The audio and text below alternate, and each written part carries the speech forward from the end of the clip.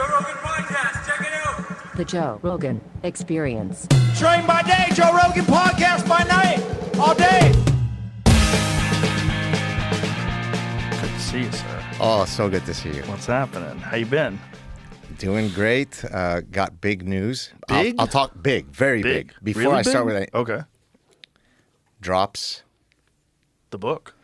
Suicidal Empathy. Suicidal the quote Empathy. that we use all the time. That's right. Yeah, it is a good quote, and it is a very accurate quote for the times. I like this where they're carrying a sign, "Free the wolves." The lamb is carrying. Well, I wanted the cover to be as evocative as the concept, right? Dying to be kind. There you go. And there are, just in the last 2 days, there have been so many new cases of suicidal empathy that I regret that I couldn't include them in the book. But Like which ones? so did you hear about the one where the guy who tried to assassinate President Trump, Oh yeah. the judge then went and said, "I am so sorry that, you're not being treated nicely. You have a room without a window." This is just, it's mean. Oh, see, I don't think that that's suicidal empathy at all. I think that's signaling. I think that's signaling that he wishes that man was successful and that he supports his endeavor. Fair enough. The second example, actually today, Dave Rubin shared it with me. It was the one where a felon of color who had just been released ended up pushing, I saw that. right? And Yeah. and the previous person that he had been entangled with didn't want to, press charges because she didn't want another black man to be in prison. Oh boy. So, Boy. so I hope to get into the book in a second. But the other big news is that this past year I've been a visiting scholar at Ole Miss, University of Mississippi. I had taken a 2-year leave from my school in Montreal. Starting this summer, we are moving permanently to Oxford. So the Lebanese, Jews, Canadians are going down to Oxford, Mississippi, and we're very excited. Wow. Yeah. So you're going to be there for 2 years? So how does that work? Do you get 3 a green years. 3 years? Do you get a green card or a visa? Yeah, How's that so work? the previous 2 years that I did, it was a leave of absence. So Mm-hmm. I only had to get a TN visa. But now that we're moving, I applied for an EB-1A visa, which gets you a green card. They're called extraordinary visas. You have to pass certain criteria to You demonstrate. are extraordinary, aren't you? And rather easy on the eyes.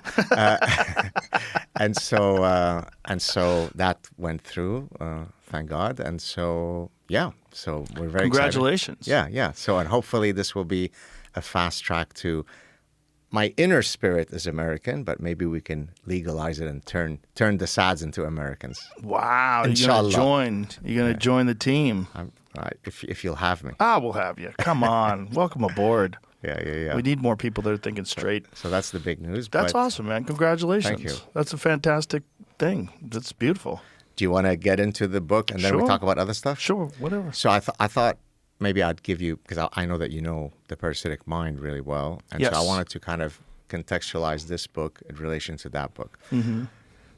So we are a thinking and a feeling animal, right? Both our cognitive system is important and our affective system is important. For example, advertisers recognize that. If I'm trying to sell you a mutual fund, I need to engage your cognitive system. Here are the 7 reasons why you should buy my mutual fund. If I'm trying to sell you perfume, I don't tell you this is what Harvard physiologists think about the science of olfaction, right? I need to engage your affective system. So in that case, I will show you a pretty girl on a horse with beautiful hair, and the brand name will be Mystère, right? I'm just engaging Right. your emotional system. Well, the parasitic mind was the story of what I need to do to hijack your cognitive system, your ability to think rationally. And hence, there were all these parasitic ideas that destroyed your capacity to think. But for me to completely zombify you and hijack you, I also need to zombify your affective system. That's where suicidal empathy comes in. So if I can hijack both your cognitive and emotional systems, you become a wood cricket, which we could talk about what that reference is if you want. What's a wood cricket? So the wood cricket is an insect that abhors water. It wants nothing to do with water, But when it is parasitized by a neuroparasite called the hairworm, Oh, I've seen this. right? The Yeah. hairworm needs the wood cricket to happily and merrily commit suicide by jumping into the water, because that's the only way that the hairworm can complete its reproductive cycle. So once the hairworm hijacks the wood cricket's ability to think and to invoke its survival instinct, it erases its survival instinct, then it is owned by the hairworm. And so I use that principle to explain suicidal empathy.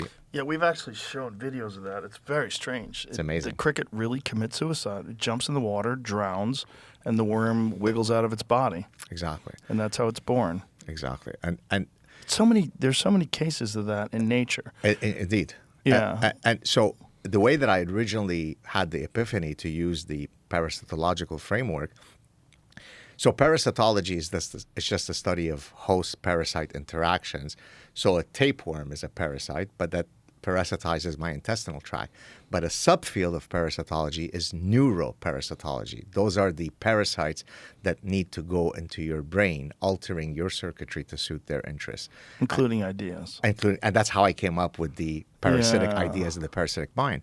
But in order to fully tell the story, I then had to say, but a lot of the mechanisms by which people seem to be completely hijacked in terms of their ability to think critically is really coming from an affective place. And so how can I explain that? And so what I argue in the book, and then we can drill down to endless examples if you want, I'm not saying that empathy is a bad thing. Because even though the book is just dropping, there's already been maybe 10 articles that have been hit pieces against the book, which of course it means people haven't read it yet, where they say, here comes the dark Jew who is trying to promulgate the idea that empathy is a bad thing. He's a neocon right-wing guy, an Elon guy, a Donald Trump guy. I'm not saying that empathy is bad. Empathy is actually a very important virtue to have. In order for you and I to have a meaningful conversation, I need to put myself in your mind and vice versa. That's called cognitive empathy, right? Theory of mind is something that typically autistic children fail on very early in life. That's how you diagnose them as being autistic. So there's nothing wrong with well-modulated empathy. The problem with empathy, like most things in life, is if there's too little or too much of it. Aristotle explained this to us thousands of years ago via his golden mean. If a soldier is not courageous enough, if he's cowardly, it's not good. If he's too courageous, he becomes a reckless martyr. That's not good. There's a sweet spot in the middle. I argue empathy follows exactly that rule. Too little of it, you're a psychopath. Too much of it, if it's hyperactive, if it is invoked in the wrong situations, toward the wrong targets, you end up with suicidal empathy. Yeah, I don't even necessarily know if it's empathy at that point. It completely becomes illogical and ideological. You just subscribe to whatever the ideology says, and you ignore the reality. Like this man that pushed that guy in front of the train. Right. Like, this is a violent criminal, and he had been arrested numerous times, I think more than a dozen. Right. And it was very clear that there's something very wrong with this person. He probably shouldn't be just running free, victimizing people. There was another one where someone pushed this old guy down a flight of stairs into the subway and killed him. Yeah. Same situation, same kind of person that had been in and out of jail. Every one of these people starts off as a child. Every one of these people starts off as a baby. And I can only imagine what kind of household they developed in. I can only imagine what kind of abuse they suffered. I can only imagine what happened to them. And that's horrible. But once they reach adulthood and they start victimizing other people, we've got to do something as a society. Exactly. Now, I don't know what the tools are to rehabilitate a person like that, but I know that they're not being employed. There's not a whole lot of evidence of there's any successful program where they're taking a person like that and doing something with them that completely changes their personality and the way they interact with humans and releases them out in the world and they become a much better person than they used to be. So I call them, in the book, I call them blank slate felons, because if you remember the term blank slate, so in the parasitic mind, I talk about social constructivism. Everything is a social construction. It's the tabula rasa premise. We're born with empty minds, with no individual differences in our potentiality, and it's only our unique life trajectories and our unique patterns of socialization that end up making us who we become, which in a small sense, that's true. My life experience and yours is an indelible part of who we are as individuals. But there are individual differences that people are born with different proclivities eventually of committing crimes or of being NBA players or of being the next Einstein. It's a very hopeful message, though, to start with the blank slate premise. Yeah, it's just not accurate. Exactly. Because if you and I are both parents, I would love to subscribe to the idea that if only I knew the exact schedule of reinforcement of how to ensure that my child becomes the next Lionel Messi or the next Albert Einstein, he too can become that. Right. That's a lot more hopeful than thinking, you know what, I don't think my son has the morphological features that are ever going to make him to be the next NBA star. He's too short. He doesn't have the right athletic tools. And so it's easy to understand why people can be parasitized by these ideas. This person of color was born into a white supremacist society, so he's already been victimized by society. And for you to now punish him by having him, in the penal system, you're doubly punishing him. So shouldn't you give him a second chance? And by second chance, we mean 186 chance. That's part of suicidal empathy. But suicidal empathy doesn't even apply to only that. The victims of rape are suicidally empathetic towards their rapists. Can I share some of those incredible stories? Sure. So I start off in the book with an example from a Norwegian man who had been sodomized by a Somali migrant. Because the Norwegians are very kind and empathetic, they don't believe in long sentences, he served maybe, 3 years or 4, like a pretty short sentence for a rape of another man. When he was being released, he was going to be deported. The victim of that rape had this huge existential angst and guilt because now that, Ahmad was going to be released back to Mogadishu, he wouldn't end up being able to maximally flourish like he should be. Well, our emotional system did not evolve to be empathetic toward our rapists. That would be an example of someone who's being suicidally empathetic. Another great example. What happened in that case? What in terms of whether he was deported or not? Yeah. I think, I don't want to misspeak, but I think he was deported to the screams and lamentations of his victim. There is a woman who was raped in Germany, and when the authorities were trying to find out more about who the perpetrators were, she lied to them and said that they were speaking in German, even though they were speaking in Arabic and Farsi, because if she had truly said what their language was, then those communities would have been marginalized. So there's just an endless number of, like a litany of these examples, and therefore suicidal empathy is really pervasive once you recognize the mechanisms. But when you look at the root of that, how is it so common? Like what happened? So I think that's a great question. I think, again, it goes back to the 1-2 punch of parasitic mind and suicidal empathy. In order for the fertile grounds to be available for suicidal empathy to barge in, I first have to have certain ideas that are implanted in your brain. So that sounds very abstract, so let me give you a concrete example. Cultural relativism is a parasitic idea that I discuss in the parasitic mind. It basically says, who are you to judge the beliefs and the practices of another culture? Shut up, racist, right? So there are honor killings, shut up. There are child brides, shut up. There are female genital mutilations, shut up. Don't judge other cultures. Well, if you internalize that parasitic idea that it is not appropriate to ever judge the cultural practices of another culture, then that renders you impotent when you're making judgments about who should be let into your country, about whether you want an increase of people who hold those views or not. Therefore, that leads to the suicidally empathetic position that all immigrants are equally likely to assimilate within the American ethos or the Western ethos. So we started off with internalizing a parasitic idea called cultural relativism, and that lays the foundation for then the suicidal empathy of open borders. Well, there's no pressure at all to assimilate. you're more than welcome. That's one of the weird things. Yeah. More than welcome to establish a Somali community in Minnesota where no one speaks English. Exactly. You know, it's very odd. It's very odd that people want to come here, but when they come here, they want to essentially turn it into a smaller version, at least their neighborhood, of where they came from. Right. And a lot, I mean, if it were only that you don't speak English, I mean, to me, that's bad enough in that you're not going to be part of the fabric of the greater society.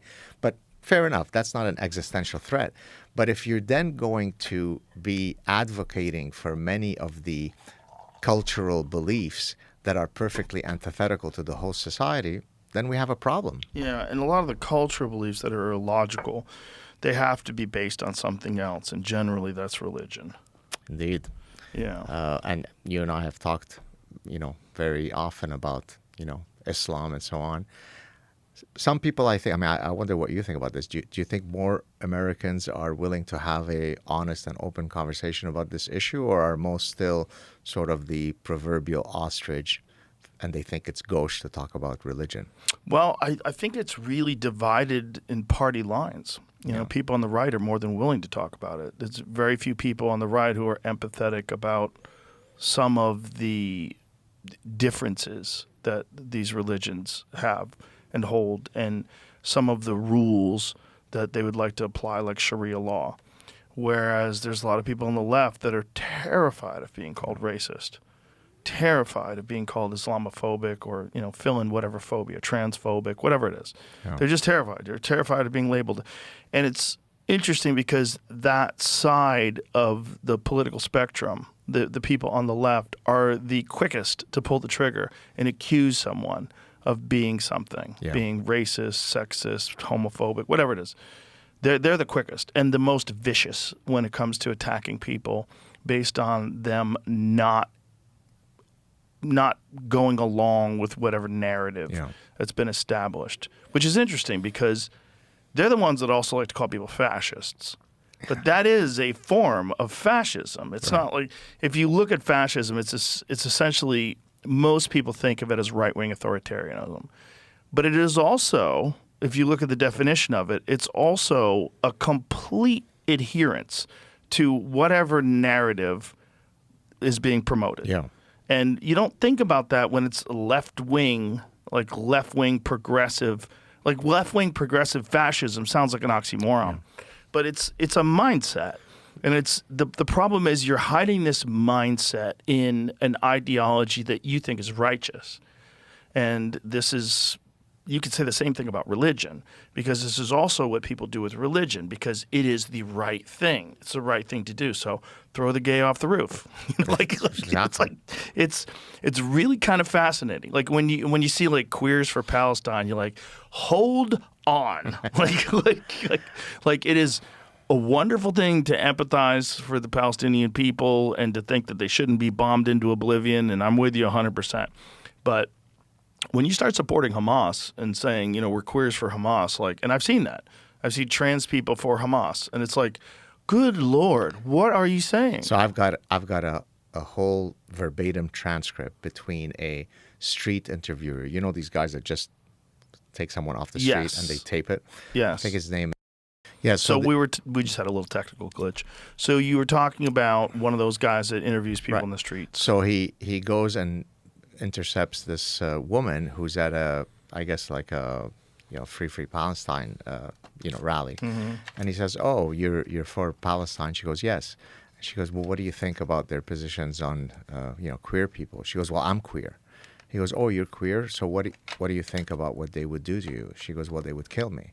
She goes, "But then you still support them?" She goes, "Yes." He goes, "But it doesn't bother you that you're supporting a group that would kill you for the way that you are?" She goes, "No, the fact that they would kill me doesn't mean that they don't deserve my support." Well, that's the wood cricket, right? I mean, there is no evolutionary mechanism that says I'm going to build an affiliation with a group that I know would kill me. But she is so kind. She's so empathetic. She so transcends the earthly survival instincts that she has ascended to a higher plane of suicidal empathy. So it literally is straight out of what you said. Uber Eats makes last-minute gifting easy. Mother's Day, Father's Day, graduation, you blink and they're here. Just because it snuck up on you doesn't mean your gift has to feel like it. The Uber Eats gift hub has something for everyone. Flowers, perfume, champagne, even their favorite takeout order. And it can show up in as little as 25 minutes, even if you just remembered 5 minutes ago. The best part, you can add a video message and a personal note so it actually feels like you planned it all along.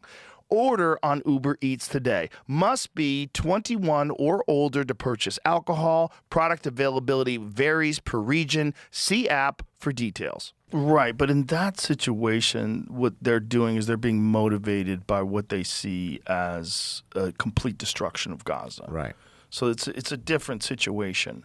Because if there was no attacks on Gaza and Gaza was its own, autonomous or completely separate state and it wasn't controlled by Israel and there was no conflict, I doubt they would have the same mindset. Like the mindset is coming out of watching the destruction of Gaza.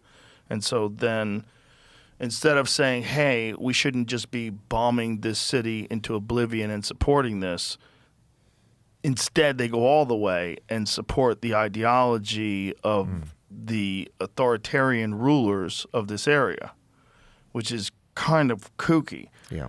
But it's much like a religion. You can abandon all logic. Yeah. As long as you adhere to and you have to, in fact, if you want to be accepted. And this is one of the things about the left is like there's never someone left enough. And when you think you're left enough, they move the border. They move the boundary lines. The goalposts are like a mile further to the left. You're like, oh, God, I got to support drag queens teaching kids now by themselves? No parental supervision? Twerking. It's like it just keeps getting nuttier and nuttier to where any protest of it is heresy. Yeah. And that's where it gets very strange and it behaves completely like a religion. Yeah. Other examples of suicidal empathy. So I talk in the book about something I introduce as cultural theory of mind, right? So theory of mind is, as I discussed earlier, it's at the individual level. For you and I to have a meaningful conversation, I need to be in your mind and vice versa. Right. Cultural theory of mind is the same principle, but it operates at the cultural level. So if culture A has a set of values that it adheres to, and if it presumes that those values are processed in exactly the same way by the other culture, and that's a wrong presumption, I argue that culture then lacks cultural theory of mind, because it is assuming that its values transcend in exactly the same way to other cultures. Now, why is that related to suicidal empathy? So if you take, for example, the values that we hold dear in the West, magnanimity, generosity, kindness, empathy, they're interpreted in other societies as weakness, weakness, weakness, and weakness. And this is why I don't remember if I mentioned this to you before on the show or not. In Arabic, when people would speak to me, many years ago now they recognize me, so they're not going to be as forthright in their positions. But 25 years ago, they would all tell me the West is a woman to be mounted. Well, the reason why they're saying They that... would all tell you that? Not all. But it was very common? But it was a saying that is often, intimated. Was this when you were living in Lebanon? No, in Montreal. In Montreal. In Montreal. We should tell people just... My background? Yeah, because it's very pertinent. Sure. So I was born in 1964 in Lebanon.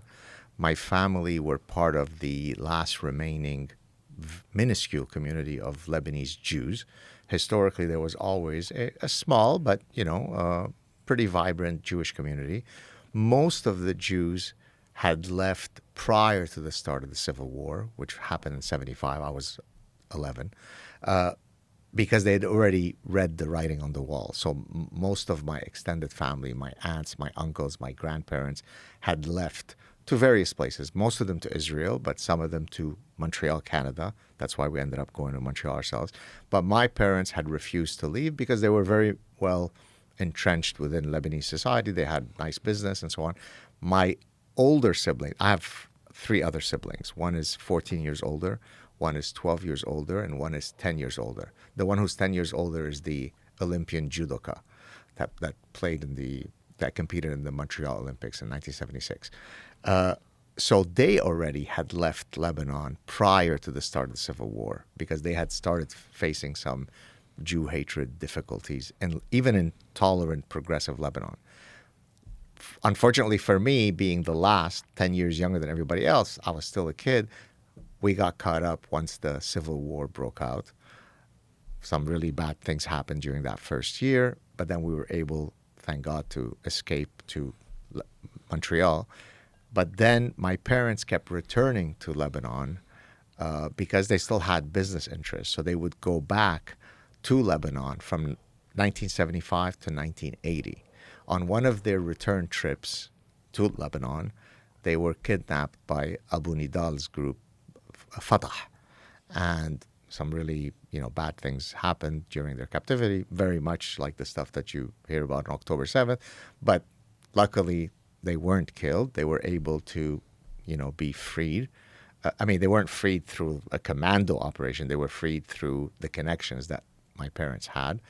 My mother's best friend was a Syrian Muslim woman, who was the personal dresser of Hafiz al-Assad, the father of Bashir, the one who was recently deposed.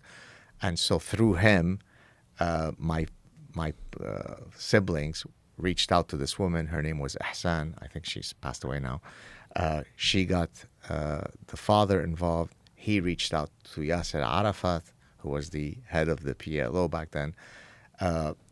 As I understand the story, Yasser Arafat said, well, I don't even know whether they're with one of our groups. Let me make some calls.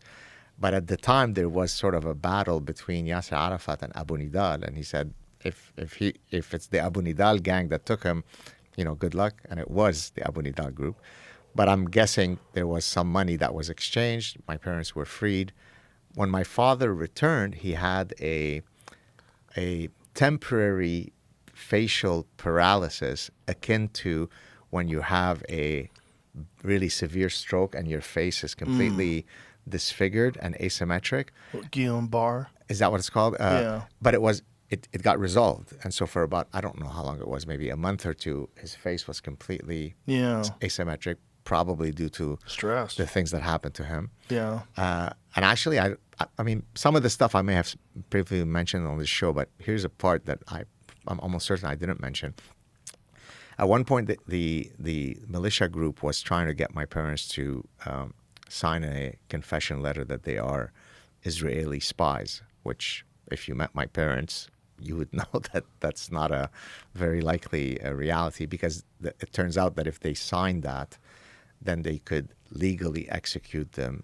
And the guy who had started this whole thing was the owner of the building where my dad owned the store. And if they could now get rid of them, the store would... So it wasn't even like a religious thing. It was for one of the 7 deadly sins of greed, at least as I understand it.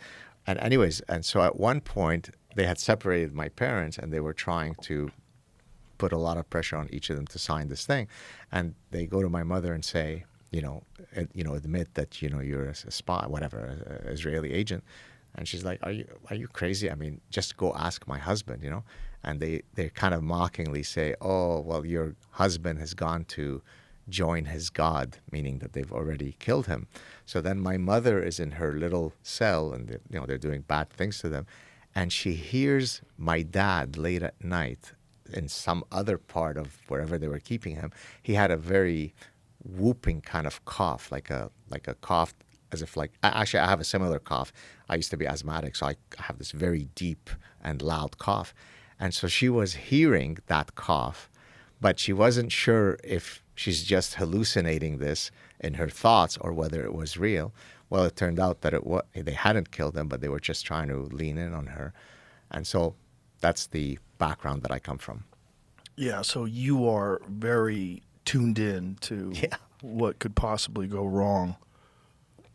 Unfortunately, yes. Yeah.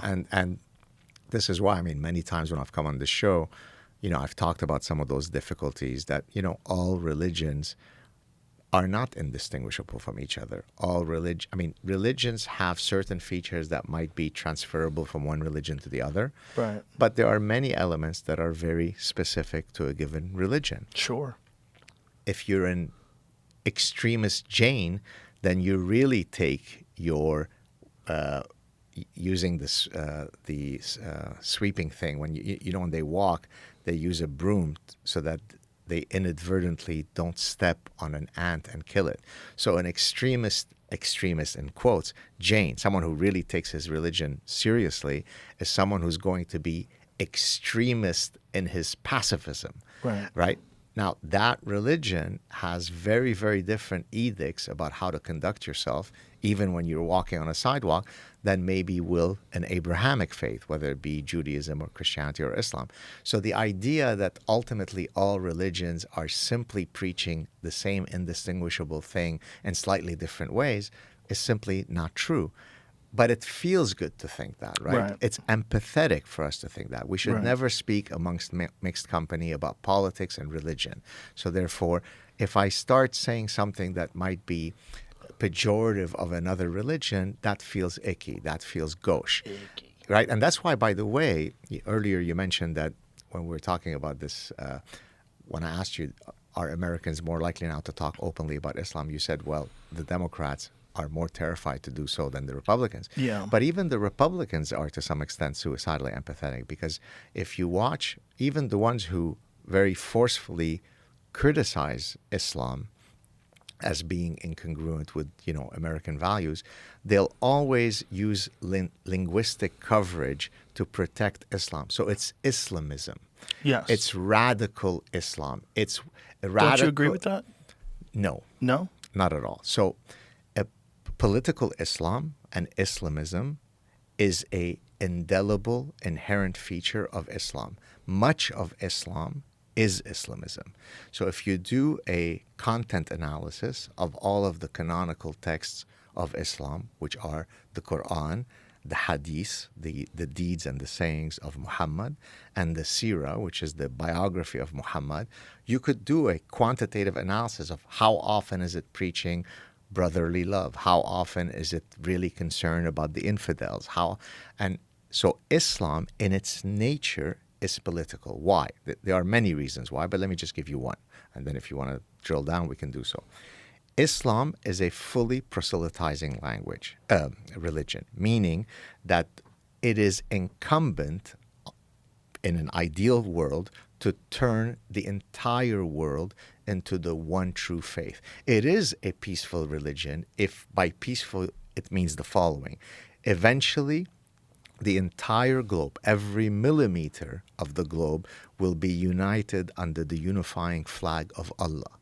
Now, let's take, for example, Judaism. And it's not because I'm Jewish, but it's just to compare. Judaism is precisely the opposite. It is an anti-proselytizing language. You're not allowed to proselytize. As a matter of fact, if you proselytize, let's say I try to convince you, Joe, why don't you join the tribe? And you say, you know what, I think I'd like to. It's a grind. It's a grind, exactly. It's a long haul. My uncle did it. Well, there you go. Thank you. So it is literally in the canons of Judaism to try to dissuade the prospective convert to coming into the fold, because the idea is to have a costly signal of your commitment, your religious piety to want to join the group. So it is a grind. It's very hard. In Islam, you just have to say the one proclamation, the Shahada, one sentence, and you're in. Now, try to get out. There are apostasy laws against you getting out. So the circuitry of Islam is one that is expansionist. That's why you have 2 billion Muslims. 1 out of every 4 human beings is Muslim. And it only took 1,400 years for that. So from a marketing perspective, as someone who studies consumer behavior, Islam is a brilliant marketing religion. It has found a way to get a lot of customers and adherents. Judaism sucks at marketing, because the entire circuitry of Judaism is meant to keep it very, very small. And so which one is likely to lead to greater problems? The one that is meant to ensure that all of us become Muslim, or the one that says, even if your uncle wants to become Jewish, we're going to put the barrier so high that nobody will ever become Jewish? So we still have only 15 million Jews, roughly, in the world, almost the same as we had before the Holocaust. So Judaism sucks as a marketing religion, Islam incredibly successful. In this country, the concern with Judaism is the support of the Israeli military. Right. That's the concern. The concern is the amount of influence that it has on the United States government, how we got into the Iran war, why we give them so much influence over our military, over our decision-making, over our politicians. I mean, AIPAC famously promotes and supports a tremendous amount of politicians in the United States. That's the big fear, is that there's an inordinate amount of influence that Israel has over foreign policy, our decisions, and even our political structure in the country. Right. Several ways to tackle this. Say the Iran war. Take Israel out of it. Do you think there are multiple countries that would share in the recognition that probably an Iranian regime that has an eschatology that basically says the end of times requires that there is sort of death to everybody before the final, imam comes back? Would it be a good idea for the Brits or the Romanians or the French or some of the other, the Gulf countries, would they be happy if Iran had a nuclear weapon? So to frame the issue of the U.S. is attacking or is involved in the attack on the Iranians as, the United States doesn't have personal agency. They're all wood crickets that are being puppeteered by this incredibly powerful lobby called Israel. That simply doesn't pass the smell test. Of course, Israel has shared interests with the United States, as most allies would, where they both agree that probably an Iranian regime that has nuclear weapons would not be a good thing for world peace. And so because these two countries have maybe greater testicular fortitude than the NATO countries, it seems as though the Israelis are puppeteering the Americans. But do you really think that Donald Trump is sitting and saying, had I not been such a weak guy with no personal agency, I wouldn't have fallen sway to the incredibly influential Zionist lobby? Well, it's not just incredibly influential. It's the amount of financial support they gave his candidacy. And again, all the different politicians that are beholden to Israel. That's the concern that a lot of people on the right and on the left have here in America. So most people in America do not support this war. It's the large percentage of people think it was a bad idea. What are your thoughts? I don't think it's a good idea. Why? Because first of all, it doesn't seem to have a clear resolution, right? It's like we went over there because we were told that they were very close to developing a nuclear weapon. But if you've paid attention to what Netanyahu has said over the last few decades, it's always been they're a year away, they're 2 months away, they're whatever it is. I mean, he's been doing this forever, ever since he spoke at the UN and had that giant cartoon bomb. Remember the fucking Looney Tunes bomb? Yeah. When he spoke with the percentage of I remember that. Yeah. enrichment of uranium. He's wanted this for a long time. There's also a deep concern that he is only in office because of the war, and he has corruption charges in Israel, and that in order for him to stay in power and for him to avoid going to trial, he has to continue war. Can I comment on that? Sure. Yeah. Let's suppose you go to see your physician and your physician says, hey, Joe, God forbid, it looks like your blood sugar is very high and I'm going to classify you as now, never mind pre-diabetic, I think you're diabetic.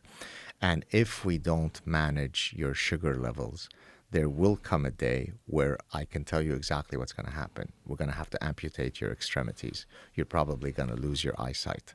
You're probably going to have sexual dysfunction, and you're probably going to have some cardiovascular incident.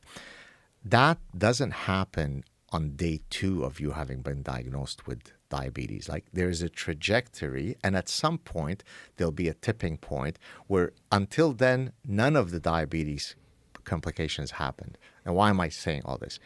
Because I can't comment as to whether he's been lying all the times when he said there's 2 more years left or 1 more year or 6 more months. But surely we can grant the American government enough leeway to presume that if they thought that at this point it's the right time and it is now intolerable for them to go another day with the current reality, that they probably had some intelligence that suggests that they are close. So I can't comment whether Netanyahu was pulling our eyes. But surely it can't be that the Israelis are so manipulative in their puppeteering that they've pulled the wool over the American eyes. And really, there's no danger that the Iranians were posing, and we've convinced the Americans to go to war. Do you think that it is that? Well, I wouldn't say there's no danger, right? So here's one thing that we do know. They had said that their missiles could only reach a certain distance. That proved to not be true, right? Because of the Diego Garcia missile launch, right? So they have missiles that are capable of reaching Europe, and that was not something they had said before. We know that they have enriched their uranium beyond what they need for nuclear power, right? And that they're within striking distance of developing a nuclear weapon, right? But wasn't it true that they had put – see, it's hard to know as me as a person sitting in a podcast studio in Texas exactly what their ruling had been, but that they had only done this in order to avoid the possibility of them being attacked, that they would get close to a nuclear weapon so at least it would deter some potential attacks on them, and that they were doing this out of self-interest. There's a large group of American politicians that did not want this war, that did not think it was warranted to attack Iran at this point. Can I? Yeah. Okay. So I think I've mentioned on the show before this distinction between deontological ethics, absolute statements. It is never okay to lie, versus consequentialist ethics. It's okay to lie if it is meant to spare someone's hurt feelings, right? So if your wife says, right, do I look fat in those jeans? You put on your consequentialist hat and you say, you've never looked more beautiful, because maybe she's put on a bit of weight, but you don't want to hurt her feelings, so you lie. And for most of us, we go through life, in most instances, putting on a consequentialist hat, okay? And I'm going to link it now to our discussion. To have, for example, a deontological principle that says that I am always an isolationist. Do you understand what I mean by here, deontological? Meaning that it doesn't matter what the environment is out there. I, as America, will never interfere in wars over there. That can't be an optimal strategy, right? Because, so for example, if you were a deontological pacifist, you say, under no circumstances do I believe that violence is the solution.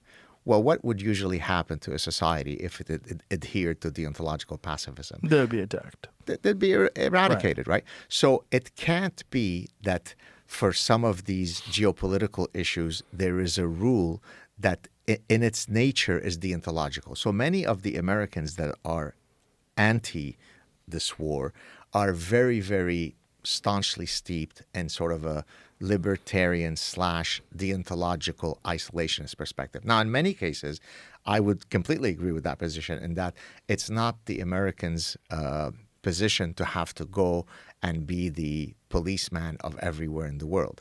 But let's contrast it, say, with when World War II was about to happen, the appeasement strategy of Chamberlain, right? This guy with the little mustache says, don't worry about it. I absolutely have no design to do anything bad. You swear, Adolf, it's all good? Yeah, don't worry. Promise, you really don't, even though you're moving all of your stuff, you're a good guy, right? I can trust you. Yeah, of course you can. So appeasement only works if the other person is someone that can be fully trustworthy. It is almost incontestable that if the Iranian regime in its current form could ever cause great damage to everybody, not only Israel, right? I mean, the Gulf countries are not exactly putting up barriers against this war, because they also are the enemies of the Iranians. So it's undoubtable that, of course, the Americans have the Israelis in their ear pushing for their self-interest. But that's also called the reality of every nation on earth. Every entity fights for its own interests. But that doesn't mean that the Americans are so lacking in personal agency, are so gullible, are so easy to puppeteer that there must be this Zionist lobby that otherwise is pushing us into an unnecessary war. Maybe another 3 years, maybe another 5 years, maybe another 10 years, it would have resulted in a disaster. So if you are a universalist and you want the Iranian people to maximally flourish, forget about Israel. Don't even mention the word Israel. Do you not want these 90 million people called Iranians who have a deeply rich historical, heritage to flourish? I've had many graduate students who are Iranians in my classes and so on. They're some of the most modern, secular, outward-looking Westerners that have been choked for 47 years by a really nasty regime. So maybe we could celebrate that if all this goes well, 90 million people are going to be freed. And I could say that statement without ever invoking Israel. What do you think of that? Well, I think the reason why they're in the situation they're in the first place is because of the United States. It's because of the United States and the British Petroleum Company. It's because they were trying to nationalize oil. That's what happened in the first place. You mean the Islamic Revolution? Yes. This is how it started in the first place. They realized that the British Petroleum Company was making a ton of money and they wanted to nationalize oil, and we got rid of them. And they installed this Islamic regime.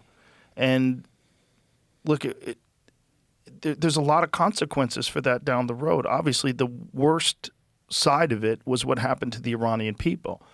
When you look at the photos and the videos of Tehran from like the 1950s, the 1960s, I mean, my God, it looks like a Western society. Women wearing skirts and everyone looks very modern and Western. And then it became this fundamentalist religious country that it is right now, this Islamic country that it is right now. They're under a regime that murders protesters.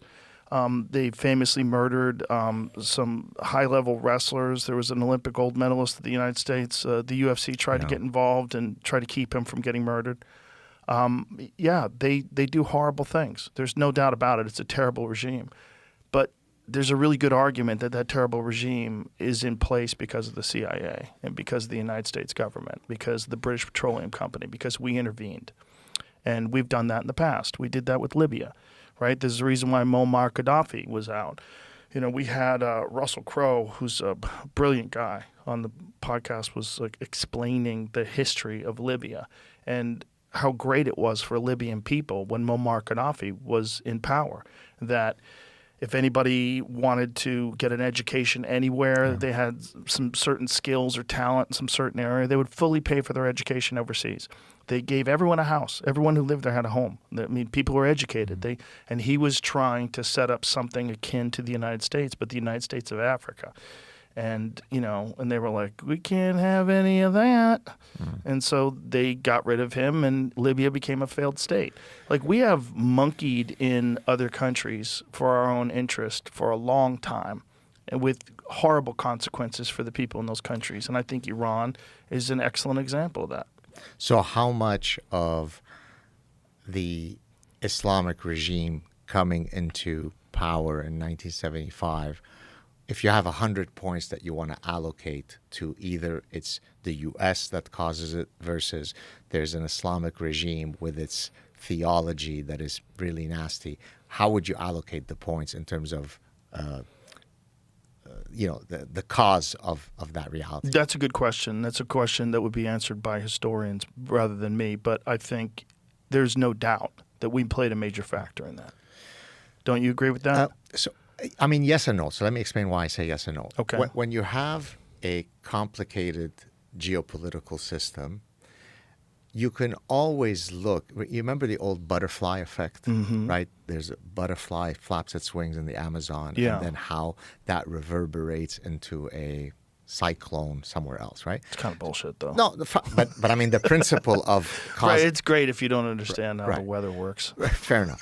But the idea that there are causal networks yes. is such that in this complicated web of causal networks, you can always find a particular entity that you can try to link back all of the causes to that entity. But the overthrow of a foreign government and supporting an Ayatollah to take their place, it's a pretty big factor.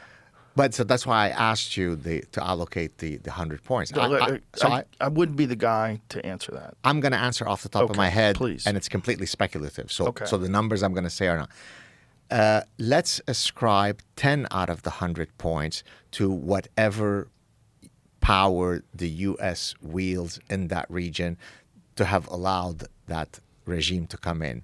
But that regime carries the other 90 points of the 100 because they are the ones who for the next 47 years implement the reality that the common Persian is going to experience. Everything in the world can ultimately be linked back to oxygen, to the United States, to the military complex, to the Zionist lobby, because in some very facile way, all of those entities are connected in a meaningful way in this causal network. But is using Occam's razor, does it really make sense to blame, for example, people say ISIS is really due to whatever, Israel. I mean, in some facile way, you could draw the causal link of how there was a vacuum that was created by the U.S. when they de-Baathized, Iraq that allowed an extreme. So do we blame ISIS on American policy or the Zionist lobby, or does ISIS itself have any personal agency in terms of what it then does for the next 10 years that it's in power? Do you see what I'm saying? I do. So this is the old story. I'm going to butcher it, but I quoted in The Parasitic Mind. For the man who has a hammer, he only sees the world as being made up of the nails, right? So this is when you're presuming that there is greater explanatory power to a particular cause than there really is. Look, I'll give you an example. Okay. Let's suppose that the night before an eventual dictator that was going to become a dictator, his parents felt particularly amorous that night. And what made them amorous to then eventually conceive that guy who became a dictator who killed 3 million people is that they played Barry White music. Because Barry White music is baby-making music. So it is, in a very silly way, absolutely true that had Barry White not been such a great singer with a deep voice that makes the ladies drop the panties, then those two parents of the eventual dictator would not have had sex that night. I will stop you right there because I don't think there's sex that's ever been had because only of Barry White. I think people have been having sex since the beginning of time. I don't believe it. It's wonderful music. I don't think it causes sex. Do not criticize Barry White. I'm not criticizing. I just said it's great music. Yeah. I don't believe it. I think people have been getting it on from the beginning of time, and they probably would have done the exact same thing that night if it was Barry White or Barry Manilow. I don't think it matters. So let's not put Barry White. There was some facilitating mechanism that rendered them amorous on that particular night. Whatever that mechanism is, it is absolutely true that we can lay the blame, some blame of that dictator eventually killing 3 million people. He would have never been born had they not had sex exactly at that moment. I think that's a bit of a stretch. But I think it's a bit of a stretch when you actively work to overthrow a democratically elected government. So this now we're talking about what when they and not even democratically elected government because Libya wasn't a democratically elected government, right? Like, not really. Like, let's be honest, right? Like, Putin's not really a democratically elected president of Russia, but you know what I mean. But we 100% funded the rebels, 100% to kill Gaddafi. Right. It's our responsibility why Libya fell. Okay, but true in that position, 100%.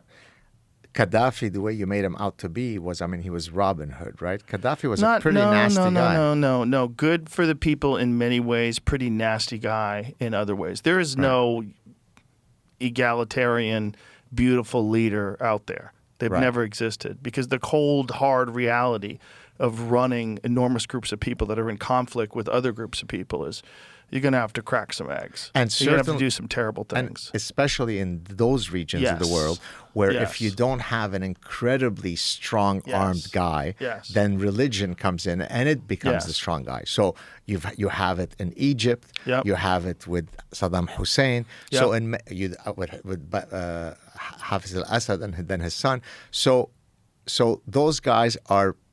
If you're a universalist who wishes for individual liberties and freedoms to flourish for everybody around the world, then you're probably not supporting these guys. Right. Well, okay, we can use Saddam Hussein as an example. Sure. Look at what happened there. Yeah. I mean, it became a complete and total disaster, resulting in the death of at least 1 million innocent people. Yes. And didn't do anything positive in terms of turning that into a beautiful Western-style democracy. Yeah.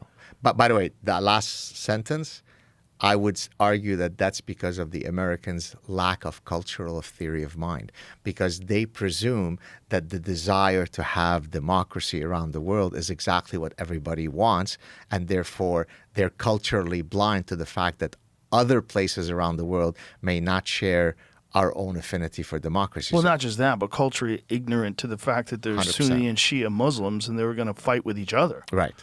Yeah. Yeah.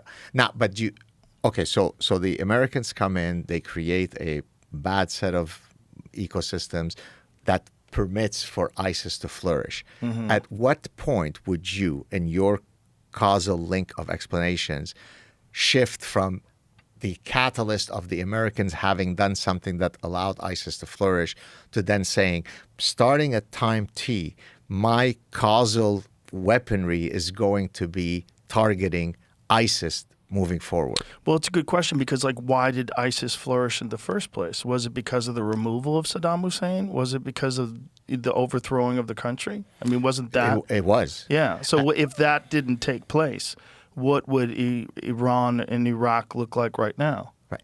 But so think about all of the people that have suffered horrifyingly as a result of ISIS. If you are a individual that's walking around who is the recipient of that brutality, what would make more sense if you're engaging in statistical inferencing? Would it be to say, the guy that's about to string me up because I looked at a girl wrong and he's going to cut off my penis and my arms because I touched a girl, I really can't blame ISIS because really it's American foreign policy that intervened in Iraq. That's not how people navigate through their... How did you get to that? Meaning? The guy getting his penis chopped off and his arms chopped off? How'd you get there? Like, how under Sharia law there are very strict rules about that govern the dynamics between men and women, right? So I was just being hyperbolic, but let's say whatever the punishment, you stole a loaf of bread, under Sharia law, we cut off your hand, right? So let's say you're a 12-year-old kid who just stole a loaf of bread from the souk, and the ISIS commanders have caught you, and they're about to institute Sharia law by cutting off your hand because you're a thief.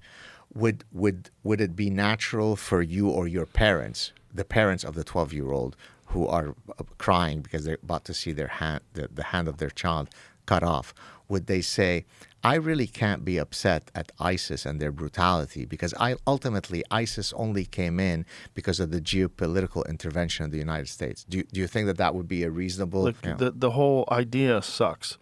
Like,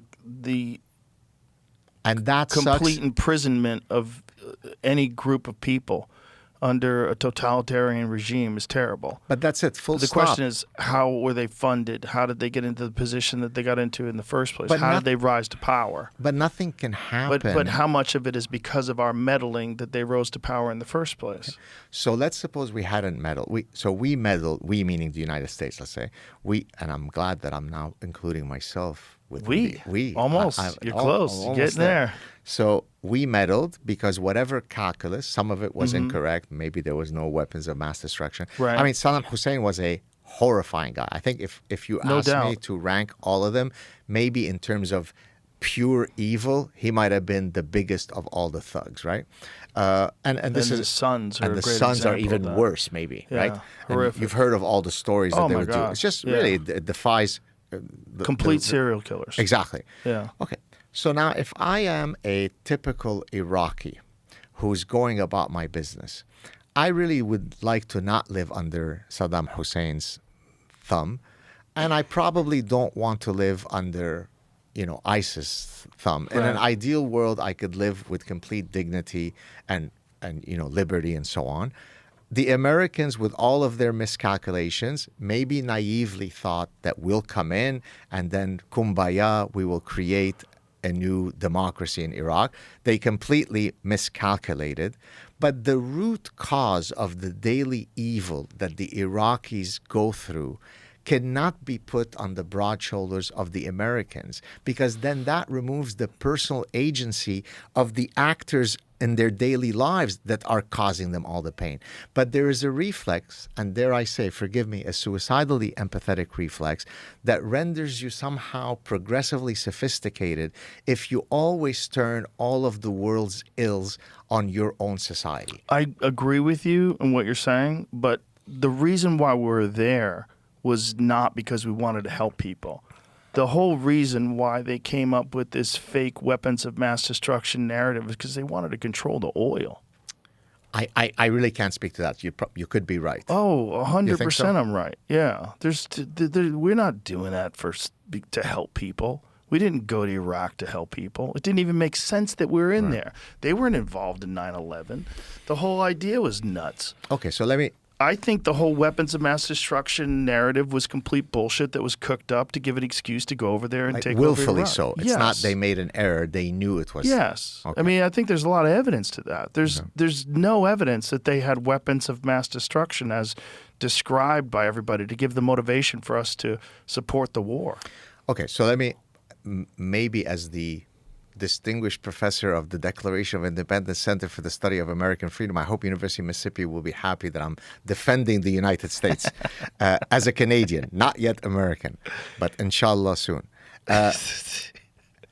Is it not true that the default reality of every unit, whether it be an individual, a grouping, a country, will typically, all other things equal, try to pursue policies that are in its best interest, right? Yes. So when Trump says America first, MAGA and all this, that's what he's appealing to, yes? So does the U.S. ever do things that might be less than savory because they're pursuing their selfish interests? 100%. And we can come up, right? But that makes them a country made up of these things called human beings. In other words, no society has ever been created that is made up of these utopian machines that as they navigate the world, they look to the other for their, unless they are suicidally empathetic.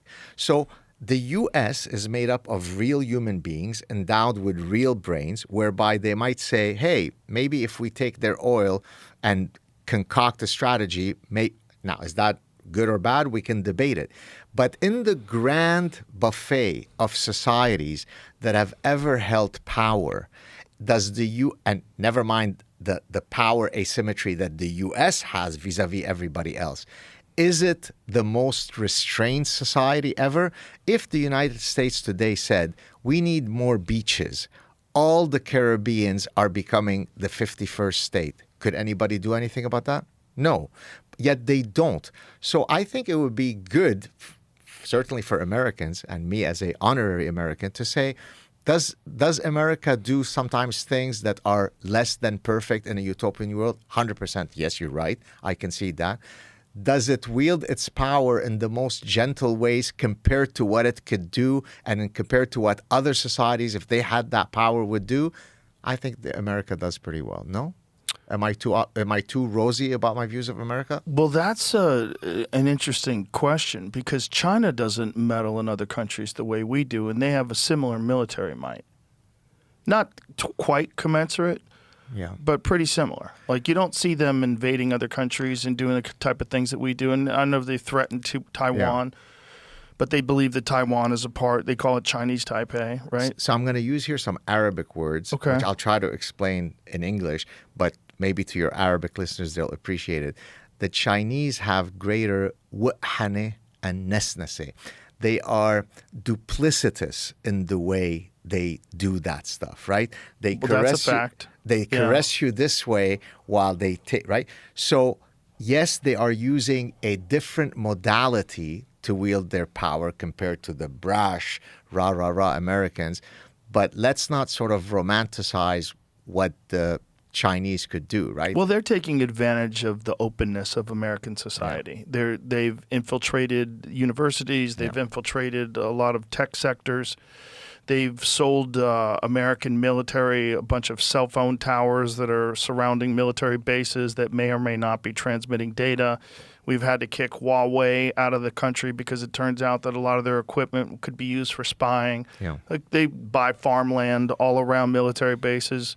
They're doing a lot of things to take advantage of our silliness, but that's because we should have better laws to prevent, what's essentially not our friends from doing that. Yeah.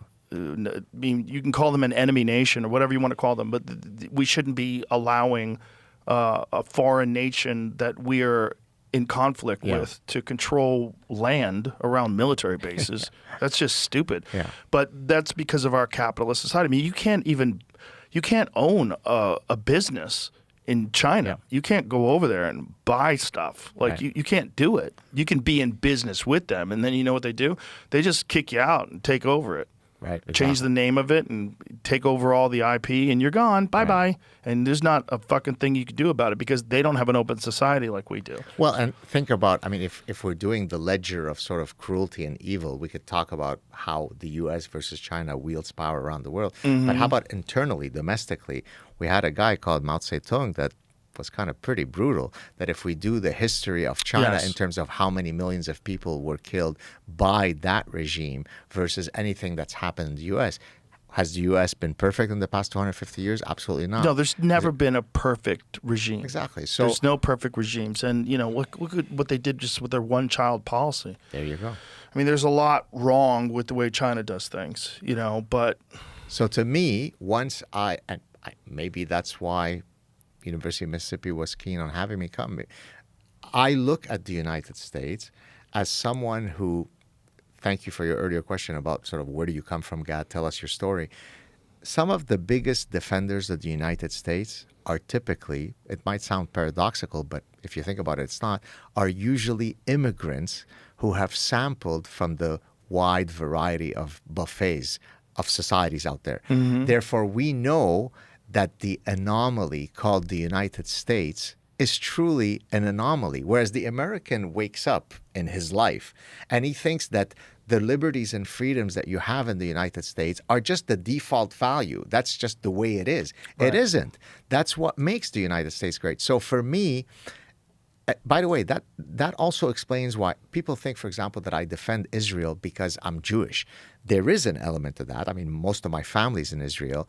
But it's really, I defend Israel because many of its values are congruent with those that we hold dear in the United States. So given the region of the Middle East, if I'm going to send my daughter or yours to some university to study, I would much rather for her to be in a society in Tel Aviv or Haifa than I would in many of the other places. So it's in that sense that I'm pro-Israel. So if you ask me to allocate 100 points to how much of my support of Israel is due to the fact that many of its foundational values are similar to those of the United States versus the fact that I'm Jewish and Israel is a Jewish state, I would say 80-20 for the latter, meaning that I am defending the civilizational values of Israel in a very, very difficult and belligerent neighborhood. Does Israel always do things perfectly? No. Do they have politicians that are corrupt? Yes. Have pedophiles who did bad things here tried to go there and have aliyah, meaning get residency there? And run away from the thing. Yes, but it could also be the case that a bank robber or a pedophile goes back to Thailand if there are no extradition, mechanisms to bring them back to the United States. So my position of defending the United States or Israel or whomever else really stems from some foundational values of liberty and freedom. There is no conceivable place in the world where, given the neighborhood that Israel exists in, one would conceivably defend any of those other societies instead of Israel, if the metrics that you care about are personal liberties and freedoms. We could then debate specific policies, and you'd be completely in your right to say, I don't like when the Israeli government does this. But, well, let me ask you, and forgive me for asking you a personal question. If, let's say, your daughter today said, Dad, I'd like to go and just study 1 year abroad, and it's going to be somewhere in the Middle East, you, Joe Rogan, how likely would you be to support her going in the Middle East to a university other than in Israel? That's interesting. When you say the Middle East, you mean like Saudi Arabia or the United Arab Emirates? Because I think it's pretty safe there. Okay, so you're right. That's true. And I'm, by the way, I'm loving the openness that many of these countries are exhibiting. And I'll tell you a quick personal story, and then I'd love to then hear your. Okay.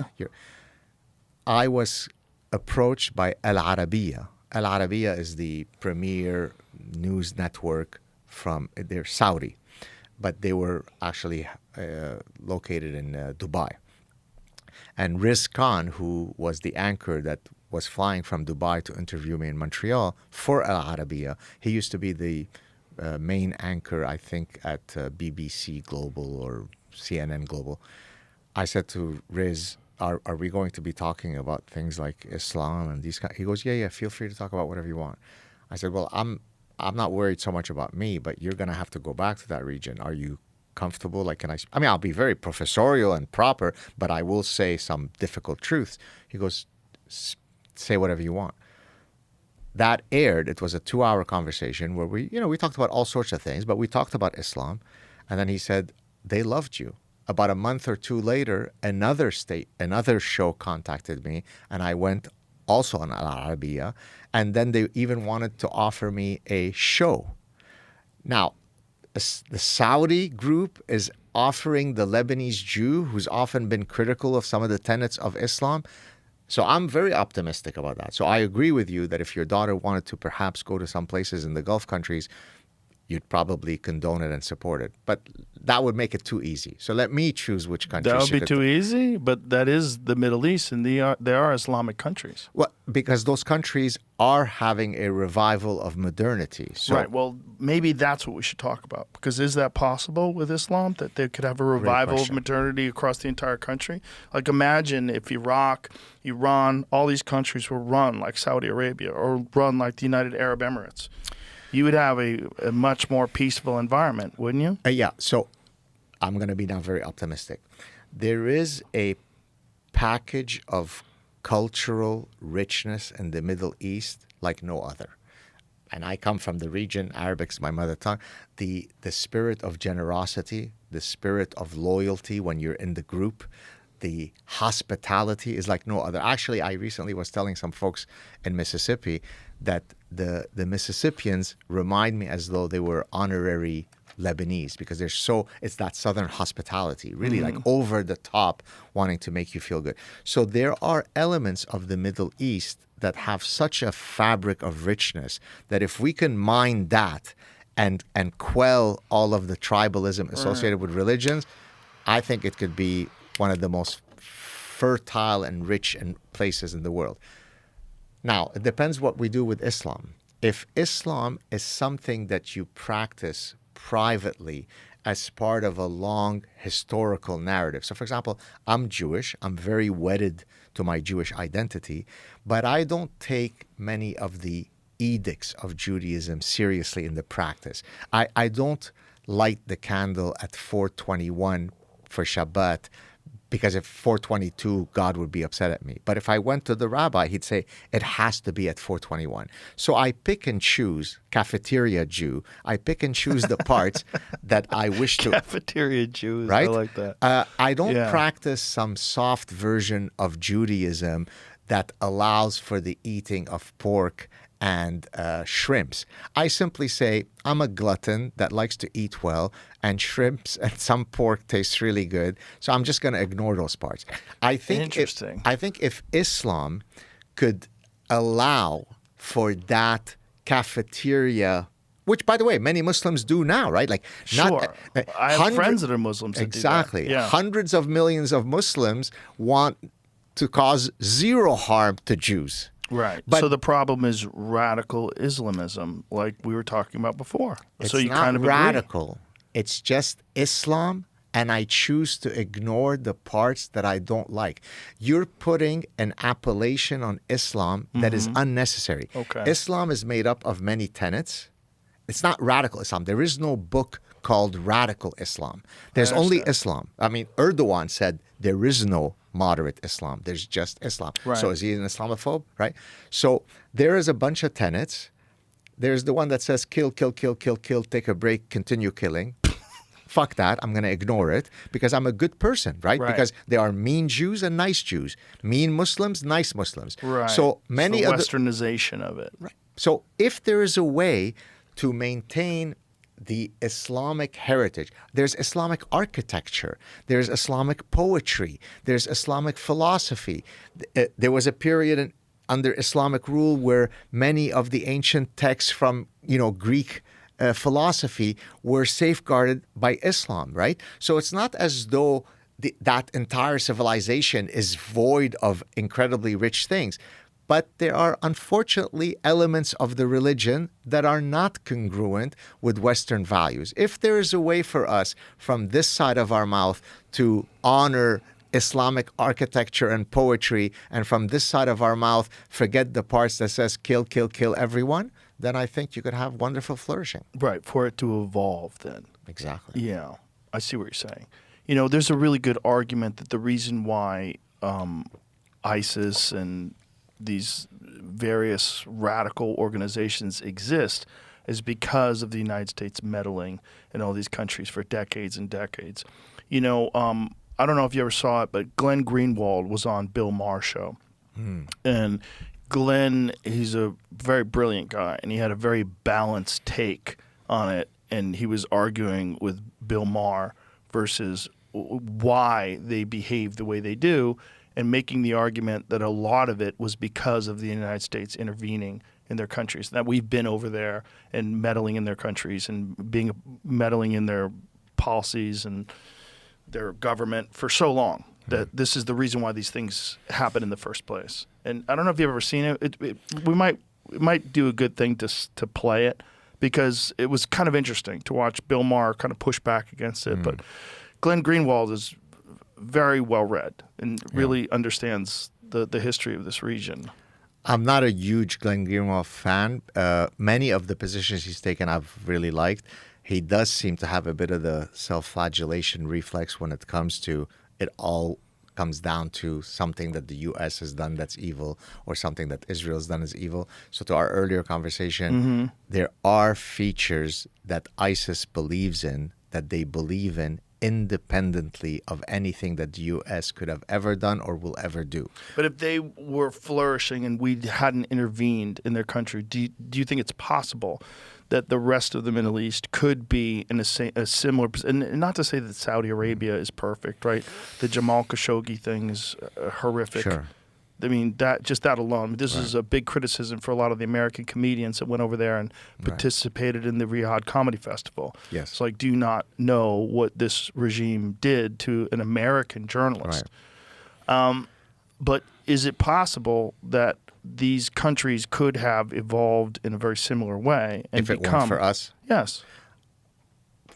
No. No? You don't think so? No. So Islam has existed for 1,400 years, right? Right. In those So, but why did these countries, why does the United Arab Emirates, why do they have a much more open society? now, I mean, there are all sorts of reasons. Maybe their rulers. I can't speak. It is for a the- lot of the rulers. Exactly. They're much more progressive. Exactly. Yeah. So they've taken a pill of pragmatism that says that we could still maintain our unique identity while turning an open arms to the West. Right. And it takes courageous leaders to say, this is how we can have these two things coexist. I could still be fully steeped in my Muslim identity, but I'm not going to look at the other as a dirty kuffar, right? The dirty non-Muslim, right? Right. And so good for them. That's great. But over the 1400 years, so U.S. is gonna celebrate the 250 year soon, right? Mm-hmm. Islam has existed for 1400 years. So we could very easily, temporarily, just go back 250 years prior and remove anything that could be due to the U.S. Is that true? I mean, empirically. Sure. Okay. And if we want to remove Israel from the story, we just have to go to 1948, and so that's 70-something years. Mm-hmm. And then anything that Islam would have done prior to 1948 could not be blamed on the Zionist entity. Oh, for sure. Well, right. we could go back to the beginning of the United States, where the United States was being attacked by the Muslim. Is that what you're talking about? Yes. Exactly. Yes, Thomas Jefferson. Exactly. Yes. So my point is, Tell everybody that story. I don't know it too well, but Thomas Jefferson, I think, was being belligerent to some incursions of Muslim piracy or something like Yes. that, right? Where they said that it was their right to do so Exactly. because we were infidels. Exactly right. Yeah. I mean, Winston Churchill has some really savory quotes about what he thought about his interactions with Islam. And now he's British. He's got nothing to do with the United States. This was well before the existence of the Zionist entity. It is part of the playbook to try to always blame some other agent other than our canons for why we're doing what we're doing, right? Well, I think that's why this is a good conversation, right? This is very nuanced. We're kind of laying out both sides of it. That's why I love coming on the show whenever you have me on. So if you crack I don't mean you, but anybody who's listening to this, crack a book to say, okay, let me look at the number of military conquests where Islam was the offensive party, right? Not we were but for example, people say, oh, the Crusades. Well, the Crusades were a retaliation to hundreds of years of Islamic aggression. It didn't come out of nowhere, but there's always what I call the amnesia of causality. People always forget what was the original starting point. Under Islam, as I said, the primary canonical requirement of Islam is to render the entire world Islamic. Now, again, that doesn't mean that every Muslim believes this. That doesn't mean that every Muslim leader believes this. But we're talking about what's in the canons of the religion. Right. It is a violently expansionist ideology. I mean, nothing could be clearer. I've explained this previously on the show, but if you allow me, I'll explain it again. Islam has dual logic. Everything in Islam is broken down into two camps. There is Dar al-Harb and Dar al-Islam, the house of Islam and the house of war. Any country that is not yet under Islamic dominion is classified as under the house of war. That's literally the words. Now, any country that has ever become under Islamic dominion, ever, and then Islam loses, canonically, it must revert back to Islam. So Al-Andalusia, right, Andalusia in current Spain, was at one point controlled by the Moors, right, Muslims. Therefore, when now you hear a lot of these Islamic extremist guys saying, Inshallah, we will get back Al-Andalusia, it's because once it became ours, it must always belong to us. The same argument applies for Israel.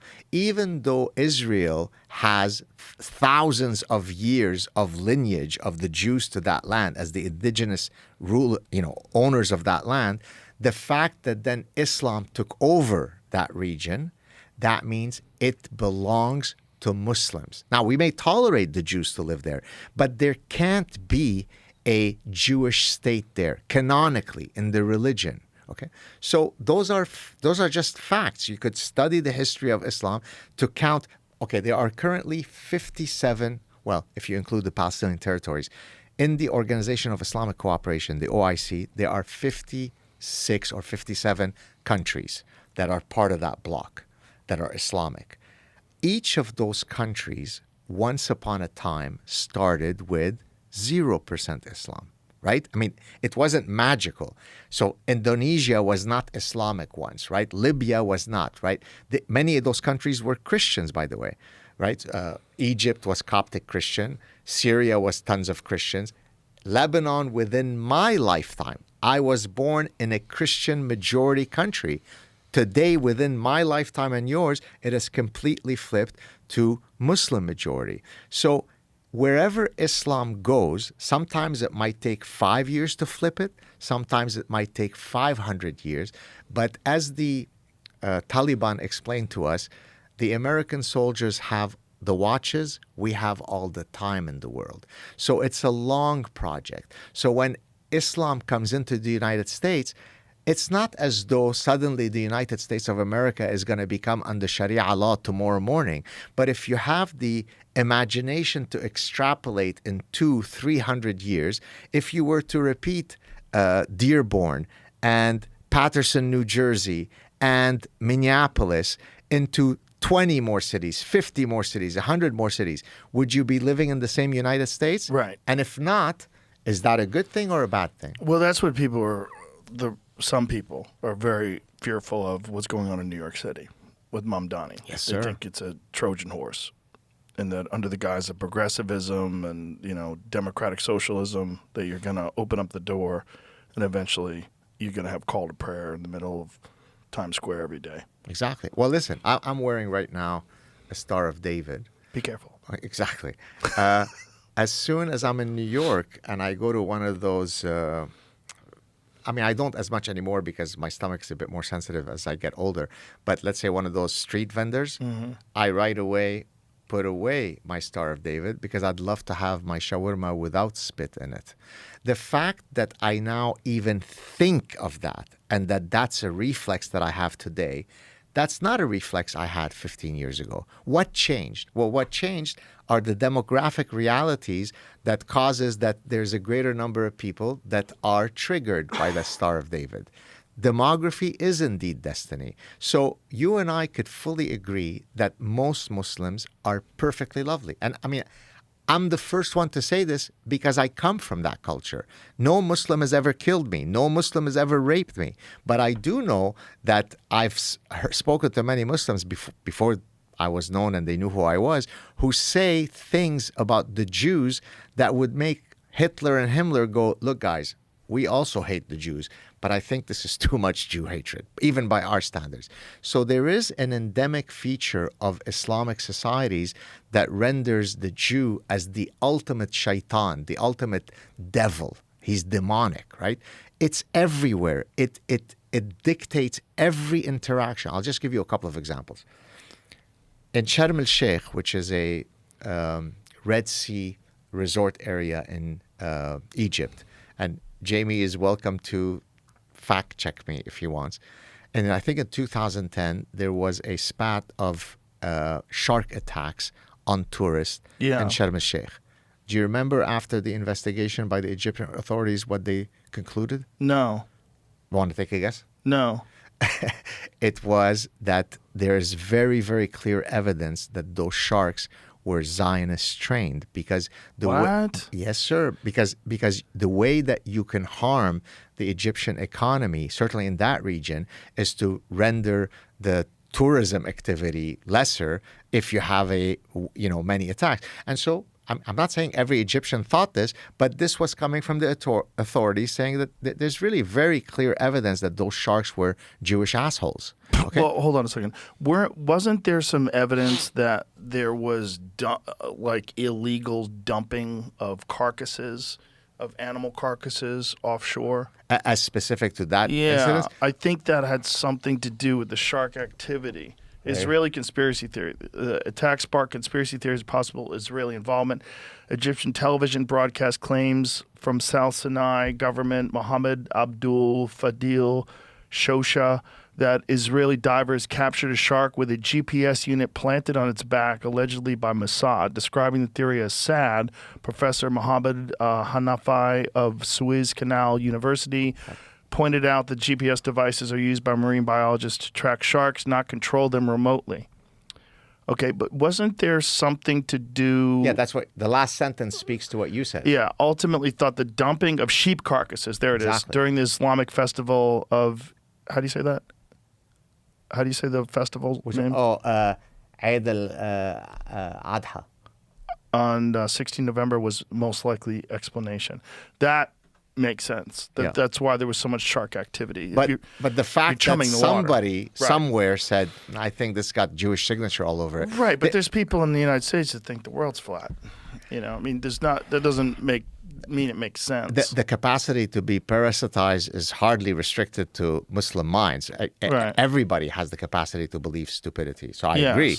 But there is a unique feature of the Muslim mind that tends to find causality in all maladies in the Jew.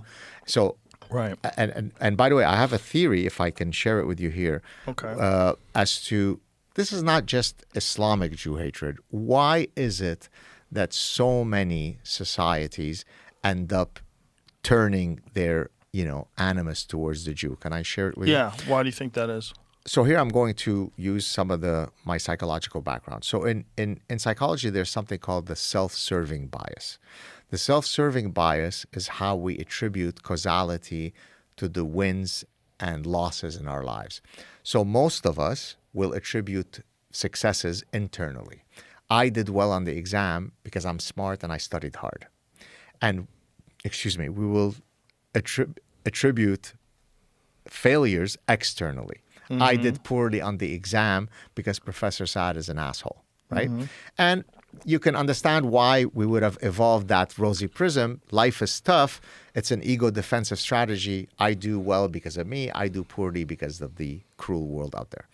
Now, imagine if we could find a culprit, and I'll explain why it is specifically the Jew. Imagine if we could find a culprit, a universal culprit for all of our individual and collective failures. And it's the Jew. But why is it the Jew? Why isn't it the Armenian? Why isn't it the whatever? Here, I'm going to use a term from Amy Chua. Do you know Amy Chua? No. Okay, I thought that she might have been on your show. Amy Chua is actually the mentor of J.D. Vance. She was his professor of law at Yale. She's written several popular books, including the book on how to raise children as a tiger mom. Have you heard the Tiger Mom book? Sure. This kind of tough Yes. parental Asian excellence and so on.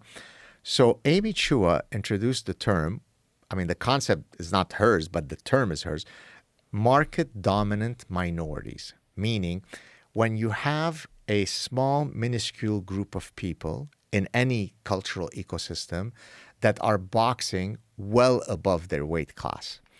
Now, in many cases, you'll have, for example, you have Lebanese, non-Jews, Lebanese, who are the business owners all over West Africa. So they are fitting that market dominant minority. They're a small minority, but they carry all the business. Okay, so it's not as though it's only the Jew that's the only market dominant minority. Wherever you have market dominant minorities, you have animus towards that group. Because the greater group, many of whom are not being successful, look at that group with animus, with envy. The Jews, wherever they are always, by definition, short of Israel, are always a minuscule group that is always boxing well above their weight Why is class. that? There are several reasons. I think predominantly it's really a punishing cultural of excellence. And if you want, I can share a story from my own personal background. And Okay. I don't know if I've ever shared it on this show. So I did my undergraduate in mathematics and computer science, pretty serious stuff. Then I did an MBA, both at top universities. Then I was going on to pursue my MS, Masters of Science, and PhD. One of the places that I had been accepted for my PhD was at UC Irvine. I ended up going to Cornell. At the time, my brother, the judo player, was living in Newport Beach, and he was keen to try to convince me after my MBA to work with him and, put on hold going on for my PhD. When my mother found out of his design to try to convince me not to pursue my PhD, when I returned to Montreal to their house, she says, "Can I speak to you in this room?" And I'm thinking, am I in trouble? She goes, "I want to talk to you." I said, "What's up, Mom?" She goes, "I'm hearing that you're thinking of maybe putting your studies on hold." I said, "Well, no." She goes, "Well, before you say anything, do you want people to know you as somebody who dropped out of school? So now that's a very powerful story, because in my mother's eyes, having an MBA and then taking a break before I pursue a PhD was something that would bring shame to the family as someone who had dropped out of school. Now, do you think that if a group of people have internalized that level of excellence, are they likely to be successful or not? If another group of people thinks that getting good grades is acting white, is that a recipe for success or not, right? So cultural values matter. For whatever reason, whatever is in the water of the Jewish home, they tend to excel. So now, wherever they are, they're doing really well. Well, I wanted to be an actor and play in the Avengers, and I didn't get the part. Who controls Hollywood? The Jews. I wanted to get a small business loan, and I didn't get it because my numbers weren't quite correct. Who controls the banks? It's the Jews. So it becomes very easy to attribute or ascribe all of my individual and collective failures on this minuscule group of people for all of my failings. Thomas Sowell, whom I know you appreciate, yes, gave arguably the greatest one-word answer that I've ever heard. At one point, he was appearing on some show. This is not too long ago, maybe 20 years ago. He's now 95, and I think it's a travesty that he hasn't won the Presidential Freedom Medal. And I pray that President Trump gives it to him before he passes away, because he's deserving of it. He was asked once, Professor Sowell, what do you think it will take for people to stop hating the Jews? And he gave a one-word answer. Do you want to take a guess what it is? No. Fail. How did Thomas Sowell get this? Because he's brilliant. If the Jews were suddenly no longer succeeding in ways that are anomalous to their per capita numbers, then maybe they wouldn't be as hated. Okay, let me give you an argument against that. Please. Asians. Asians in this culture, in this society, it also box way above their weight. Extremely disciplined family environment, pushed incredibly hard to succeed, but don't get nearly the kind of hate that Jewish people do. So you're right. In the United States, that's the case. Yeah. But in some of the ecosystems in the Far East where they are a minority, I think I don't know if it's the Malays, I can't remember the exact grouping. You have almost the exact same animus for that group that succeeds a lot. And actually, Thomas Sowell has done those analyses. So in other words, the point is, what I'm describing is not singularly relevant for the Jew, but it is universally relevant for the Jew, because there is no other grouping of people that is as successful in as many places and yet minuscule in all those places. So the Armenians also get that treatment in some ecosystems. The Lebanese get that treatment. Indians get that treatment in some ecosystems. So it is not a unique feature of only animus towards the Jews, but the fact that in so many societies you turn to the Jew to blame your problems, I think stems from that. Don't you think you could also make that exact same argument that those same people that are small in number but hyper motivated and hyper successful would also be much better at influencing policy in the country that they live in? Hence, meaning that they're more likely to get the ears, yes, the lobby? Not just the ears, but donate money, fund campaigns, get the ear of the president, donate money towards his campaign, fund him. I suspect that the answer is you're right, yes. Most people would say that that is absolutely the case. But also, we could say that if we look at the philanthropy, Jewish philanthropy, compared to all other philanthropy, we'd probably score very highly, if not number one. What kind of philanthropy were we talking about? Art philanthropy, hospital philanthropy, literary philanthropy for the art, right? So in other words, look, my family, we moved to Montreal from Lebanon. We moved to Montreal for three reasons. Number one, Montreal is also French. In Lebanon, Lebanon used to be a French protectorate, so you already spoke French in Lebanon, in addition to Arabic. So that was one. Number two, the immigration policy for war refugees was maybe easier to navigate Canada was a more welcoming country than, say, maybe United States. But number three is that my mother's sister had already emigrated to Montreal with her husband. And that husband became the director general of the Jewish General Hospital in Montreal, which is the biggest hospital in Montreal. It's the Jewish General, right? So, in other words, it is undoubtedly true, probably, I don't have the empirical evidence, that probably the Jewish lobby does its job really well and effectively. But let's look at all of the other things that they also do well. They contribute.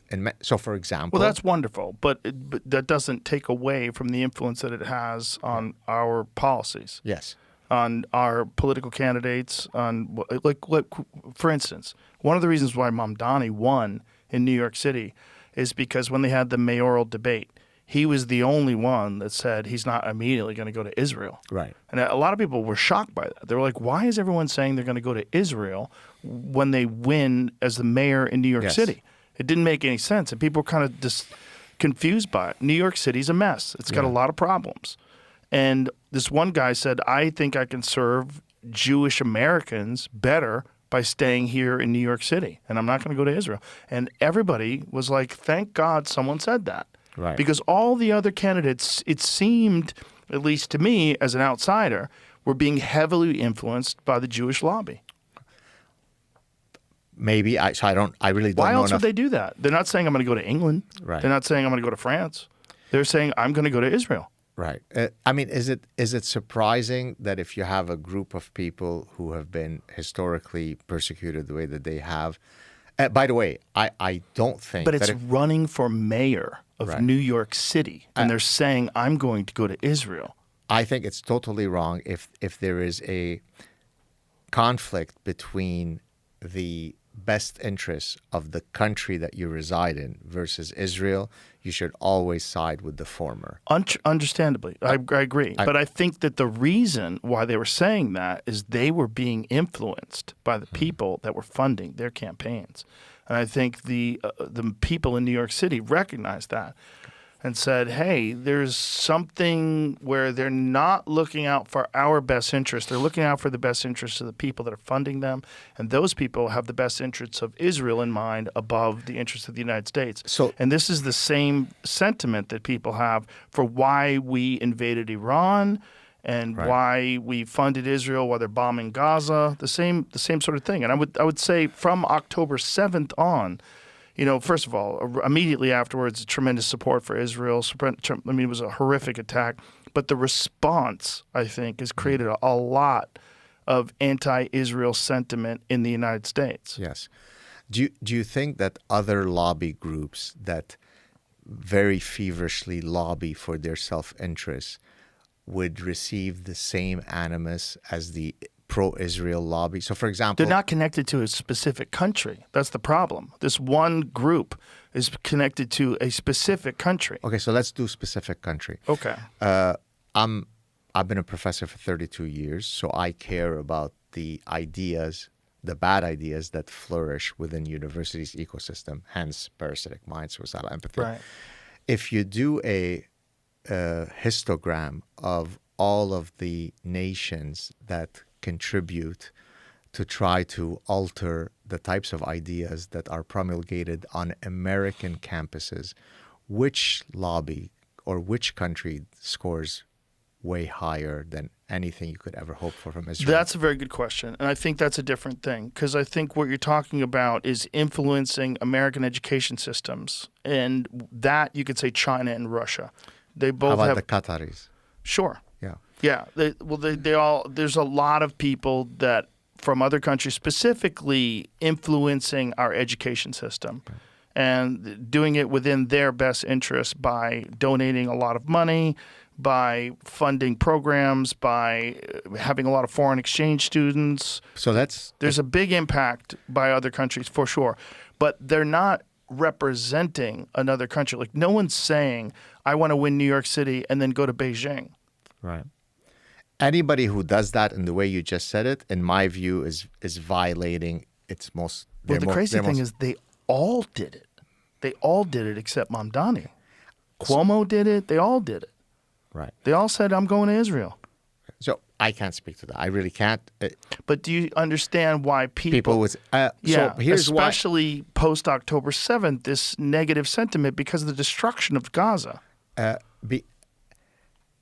Any lobby group vociferously fights for its self-interest. The tobacco lobby spends all their time convincing doctors, I'm talking 40 years ago, that there is no evidence that smoking is bad for your health. Pharmaceutical drug companies, OxyContin and Oxycodone. Exactly. Yeah. So the reflex for a group that has its own interests to promulgate are going to do exactly that. That's why they're called a lobby group. Right. So if from this side of our mouth we care about the fact that there is a Zionist lobby, it cannot be that from this side of our mouth we don't care about the fact that there are Islamic-based funding to all of the American universities that have parasitized your daughters and mine in ways that should be problematic because it's your Well, please explain how they've done that. So any Near East Studies program, also known as political science program, also known as government program. So at Harvard, you call it the Department of Government. And this, right? So all those schools will then produce kids. All those kids are called John Smith and Jethro Roscoe, but yet they are on the front line after October 7th wearing their keffiyeh, stopping Jews from going to class. And that happened at UCLA and at Wellesley and at everywhere. And at Concordia University, my university. What caused that to happen? It's because there is one particular viewpoint that becomes the norm on university campuses when it comes to these geopolitical realities. So by the same way that I can be frustrated if Mario Cuomo is concerned about going to Israel when he is running for mayor of New York, I should also be very concerned that all of these Islamic countries are having a free-for-all with all of our children's things. But yet I don't see many people concerned about that. It is that double standard that then makes you go, why are you who lives in Iowa so concerned about it? Maybe there are really valid reasons for you to be concerned about the pro-Israel lobby. And let's have a conversation about that. But then are you honest enough to have a similar discussion about other ways by which we tilt our policies and our children's brains? Probably not. Could you explain how this is done? Like, what do you think is happening in the universities where they're tilting people towards a pro-Palestinian perspective? Well, I mean, several ways. One, I mean, if it's directly through funding, you fund the $30 million whatever, you're probably not going to have faculty members who are going to be incredibly vociferous in their, anti-Islamic rhetoric if you have that. I'll give you an example. When I was potentially going to come, maybe they don't want me to hear this, but so be it.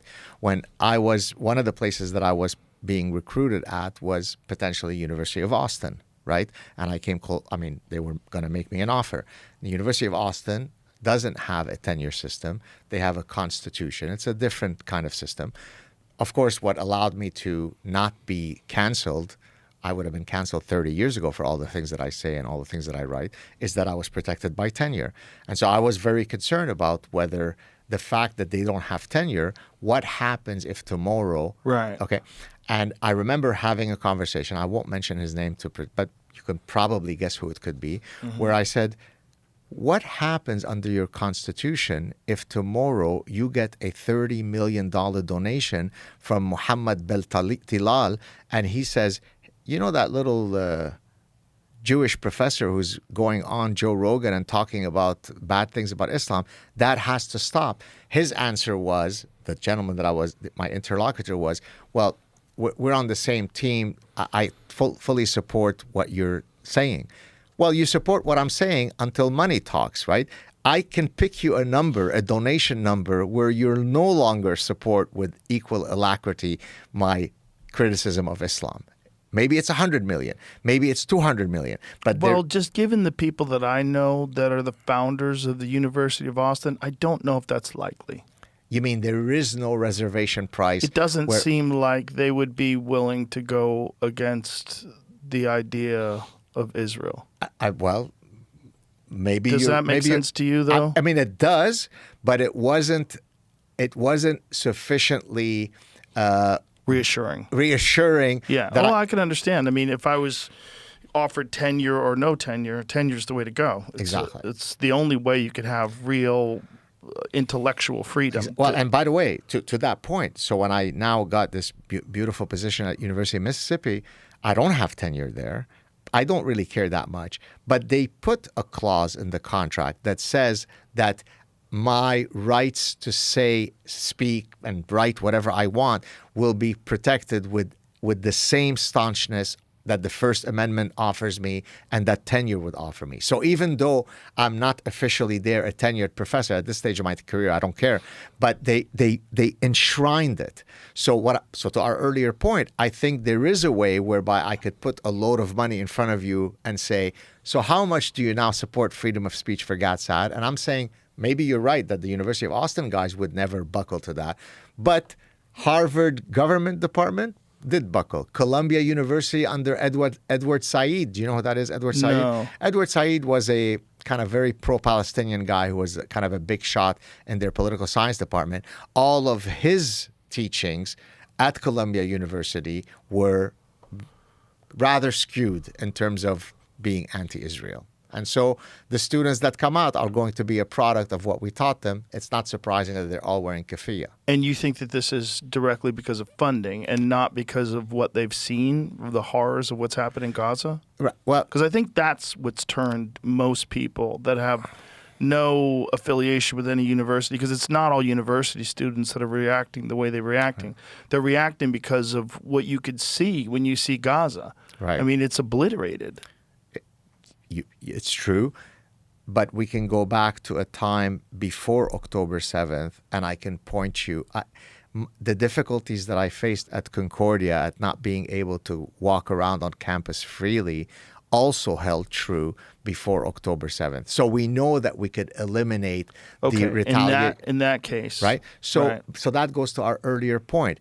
We can blame ISIS for the U.S., but then I could take you to a time where the U.S. didn't exist, which is called 1776. Right. Who are you going to blame now? You Right. can blame things in the Middle East on Israel, but I could take you to 1948 when it's not that. So it's a very facile reflex to always find that culprit. Right. The reality is that any lobby group is, by definition of the word lobby, is going to espouse positions that are in their self-interest. I understand that. It doesn't surprise me that the pro-Israel lobby does that, as do the Qataris, as do the Romanians, as do the Haitians. Everybody does it for various dynamical reasons. Yes, the Israelis are probably more in the ears of the things. Is that because they're demonic? No, because they have more power. Is that weird? Well, let me ask you this. Sure. Do you agree that anti-Israel sentiment has ramped up since the response to October 7th? Absolutely. You may not like what I'm about to say. I think most of the anti-Israel sentiments, ultimately, if you scratch enough the onion and peel enough the stuff, is rooted in Jew hatred. Really? I do. Really? So you don't think that it's a direct response to people seeing what happened in Gaza? No, because you don't think that has an impact on I've it? lived in the world before October 7th, Mm-hmm. and the world that I lived in and the Jew hatred that I faced, right? I don't have Joe Rogan's platform size, but certainly by the standards of most people, I have a huge platform. The massive, the orgiastic, the Himmler level Jew hatred that I have faced certainly precedes by countless years the October 7th. So then how would we explain why I'm called a parasite, a pedophile, a child killer, a rat, a vermin? Why am I called those things? I had nothing to do with the Israeli war. Okay, but this is anecdotal, right? I mean, what we're talking about is the general sentiment in the United States has changed pretty radically since the response of October 7th. I've experienced it. I've experienced it with people that I know. I've experienced it online. People that never talked about Israel, never had anything bad to say about Jewish people, and now are just furious when they see what's happening in Gaza, and now what they see what's happening in southern Lebanon, where their Christian villages are being bombed. Were those people also mad at what happened to the 600,000 Syrians who were killed? Which event is this? In the Lebanese and the Syrian civil war, about 600,000 Syrians were killed. Okay, I don't know if they knew about that, but I think this is kind of a case of whataboutism, right? And we could go to that and we could talk about that, and maybe that should be publicized more. But what I'm talking about is the people that I've encountered in the United States that really generally didn't have an opinion about Israel at all, have had a very negative opinion about Israel because of the response to October 7th and because of what they've done to Gaza. So let me address the whataboutism. Okay. By the way, I'm loving today's conversation has a different timbre to it, but it's keeping us sharp. I like it. So thank you for keeping me on my toes. Let's suppose that I had a rule in my head that says I only get incredibly irate and animated if an MMA fighter commits a crime. But when I see the exact same crime committed by anybody other than an MMA fighter, I don't have the reflex to be upset. Would it be whataboutism for you to say, how come you got upset when the MMA fighter did this, but when the non-MMA, that wouldn't be whataboutism. Because what you would be saying is, I want cognitive consistency from you, Gad, that if you're upset that an MMA fighter commits a crime, you'll be as upset when a non-MMA fighter commits the exact same crime. Could you illuminate me on this Syrian thing? Yeah, so I'm only vaguely aware of what happened. So there was a civil war that was started in Syria, I think in 2011, where the various Islamist groups were trying to overthrow Bashar Assad. And as a result of that dynamic, innumerable people, Muslim on Muslim, were completely ravaged to the tune of about 600,000. Okay. So let's put that here. So let's not call that whataboutism, because you could easily say, I am angry whenever. But it is whataboutism, because we were specifically talking about Jew hatred in this country being ramped up post October 11th or October 7th. Okay. I mean, it is whataboutism, because we could address that. Yes. But this is one particular thing, one particular moment in history that has caused this extreme reaction, this anti-Israel sentiment. The guy in Iowa who has never heard of the Middle East but got rightly upset at what he saw in Gaza. Why wasn't that guy, if he is a honest purveyor in his moral calculus of any innocents being killed, I'm asking you, I pose that question to you. When he sees the thousands and thousands of Yemenis that were killed, the children that were eradicated, much more than the tune of whatever happened in Gaza. Every single individual, let me go on record. You talking about the drone bombing in Yemen? What are you talking about? There are many different ways by which Yemenis have died as a result of the conflicts in Yemen. There are a huge number of people that were killed in the fight between Sudan and the South Sudanese. Mm-hmm. I mean, really, in the many hundreds of thousands, right? So if I am just an Iowa guy, who my moral calculus operates according to the following rule: whenever I see innocent people being killed, it drives me crazy. I am outraged. Therefore, if that's the rule by which I navigate through the world, I will look at the October 7th victims and say, those Jews didn't deserve this. I'm pissed. I will look at the Gazans that were killed who were innocent, and I'd say, those Gazans did not deserve this. So far, so good? Yeah. We agree? Okay. I will look at the Syrians and say, that is not right. I will look at the Ukrainians that were being butchered endlessly by Putin and say, that's pissing me off, and on and on. Right. But if it would appear that my calculus is abiding by the no Jews, no news mechanism, then I have a right to say, how come you're focused only on when it seems that the mean Israelis are killing the beautifully peaceful Palestinians, and your moral outrage never gets invoked across all of the panoply of much greater disasters around the world. Why is that? Well, I think initially, in October 7th, people were very outraged at the attack on the Israelis. They were horrified at what happened. The videos that we saw were terrible. Videos of people cheering in the streets when they were bringing the Israeli captives. But then the difference between the capability of the Palestinians in Gaza versus the Israeli army, which is one of the most ferocious and capable armies in the world, and the devastation that they did to Gaza, the city, just the city alone, where you see apartment buildings, hospital, everything just blown to smithereens. There's a complete difference in power.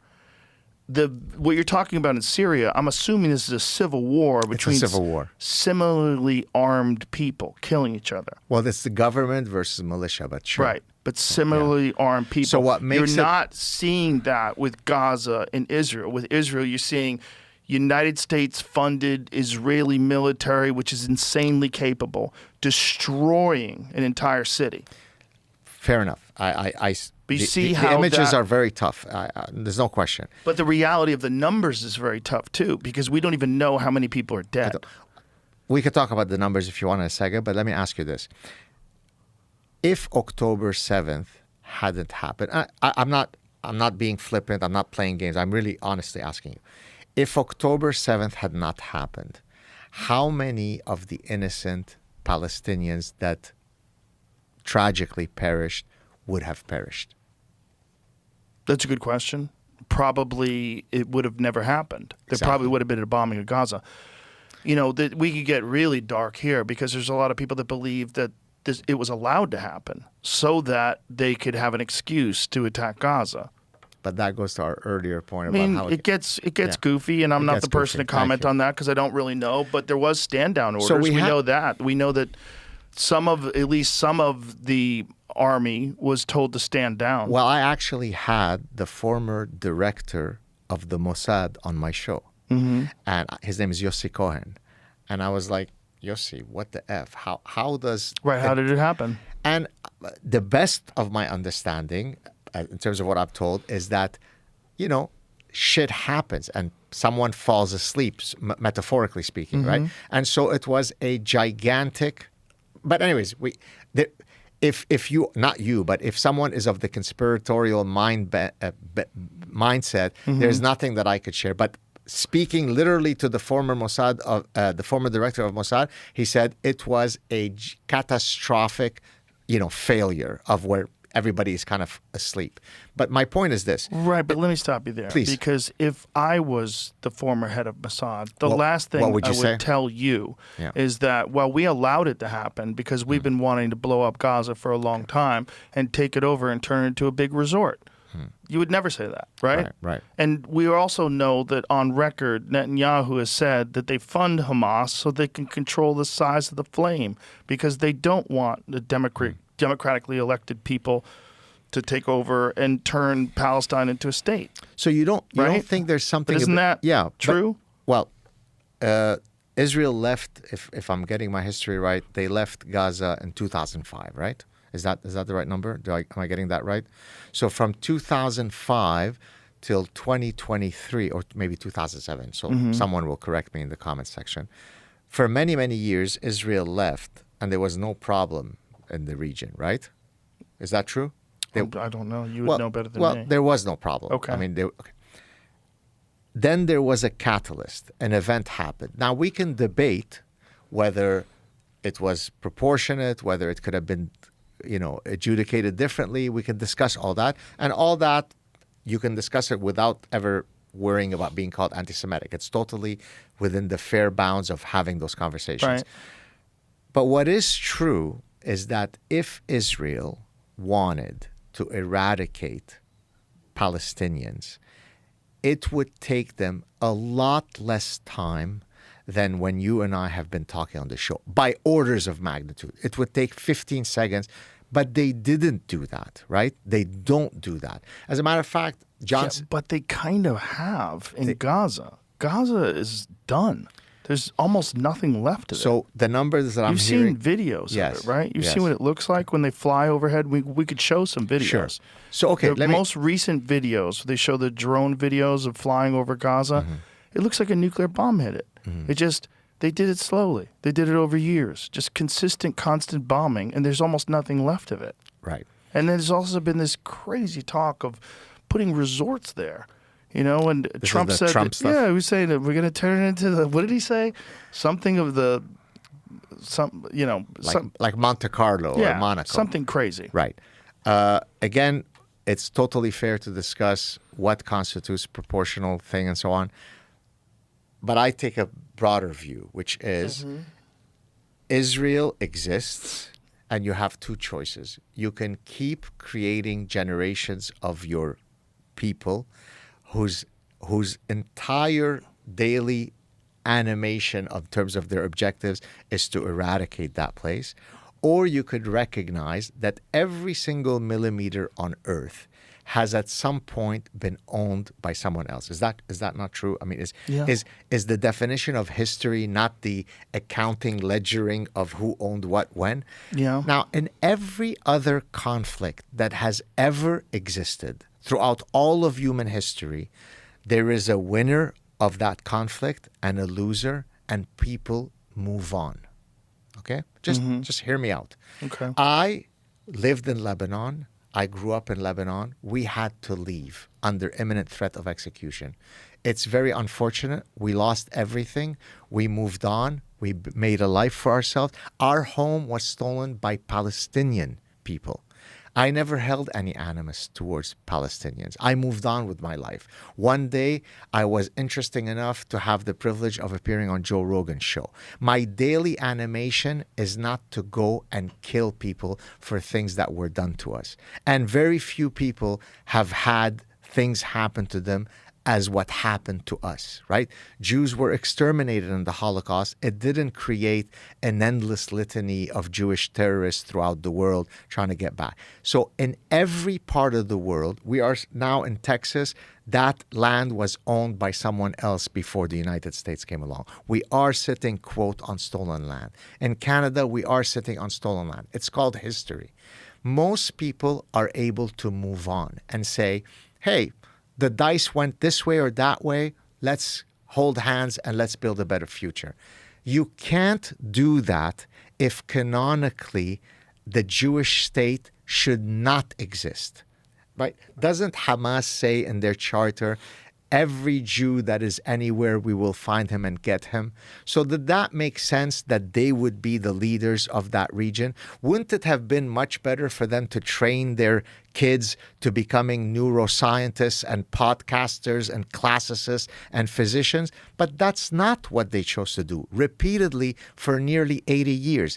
The minute that clicks, and they say, you know what, you have this part, we have this part, let's shake hands and let's be one family, the problem will go away. So I agree with you. The images are very jarring, right? I'm also a very empathetic, loving guy.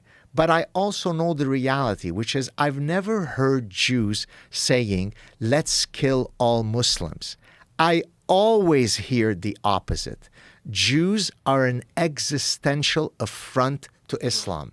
Muhammad on his deathbed said, promise me that you will rid Arabia of Christians, but really the Jews. So how could you have a coexistence between two people when one people wants to eradicate the other? So did Israel overreact? I'll leave future historians to decide that. What do you think?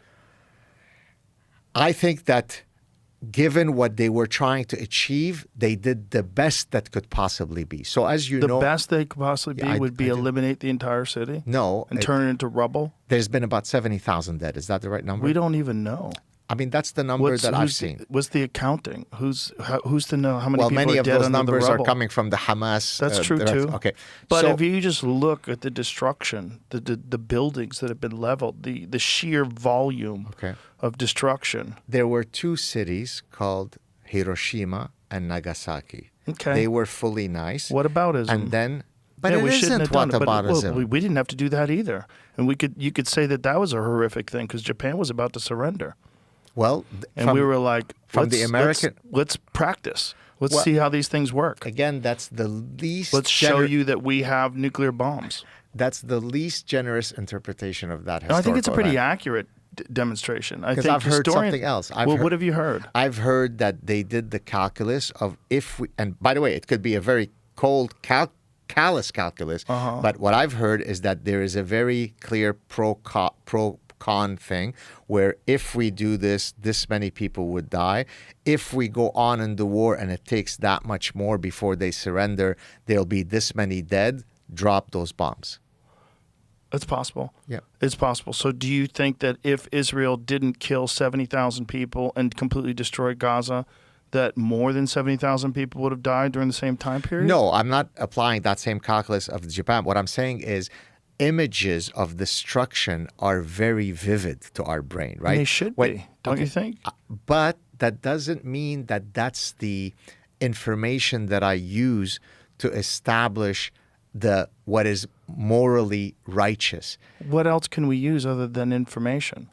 We can use what is the existential calculus that animates each society. One society says, we'll even help you build a better society. Just please don't spend all your time screaming about eradicating every last one of us. The other society says, yeah, I don't think so. If we're ever strong enough to kill all, unfortunately, we were only strong enough to kill 1,200 of you. And boy, that was orgiastically pleasing. But if tomorrow, God willing, hey, maybe the Iranians have nuclear bombs, we can eradicate all you assholes. My God, the world would be a better place. So this is Hamas saying that, right? Well, and the people that live in Palestine that were killed, these 70,000 plus people, how many of them do you think were Hamas? Well, the numbers that I hear is that it was 1-to-1 ratio, which apparently is a pretty good ratio. Where are those numbers coming from? I mean, like, you want me to give you the reference? I don't know. No. I mean, is it coming from Israel? Is it coming from Hamas? Is it coming from Palestine? So the one I'm going to use is from John Spencer. Do you know who that is? No. John Spencer is a urban war researcher. I think he's at what's the military where they train the military, West Point.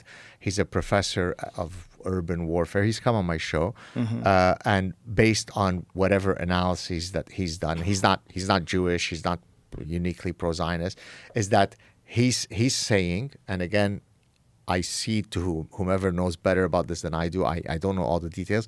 He said that the ratio of civilian to fighters killed in the Gaza war is better than most other comparable situations. So Hamas had 35,000. I think it's 1-to-1.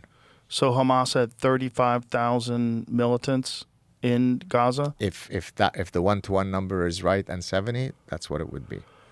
And so all those buildings needed to be destroyed because at least one out of one was.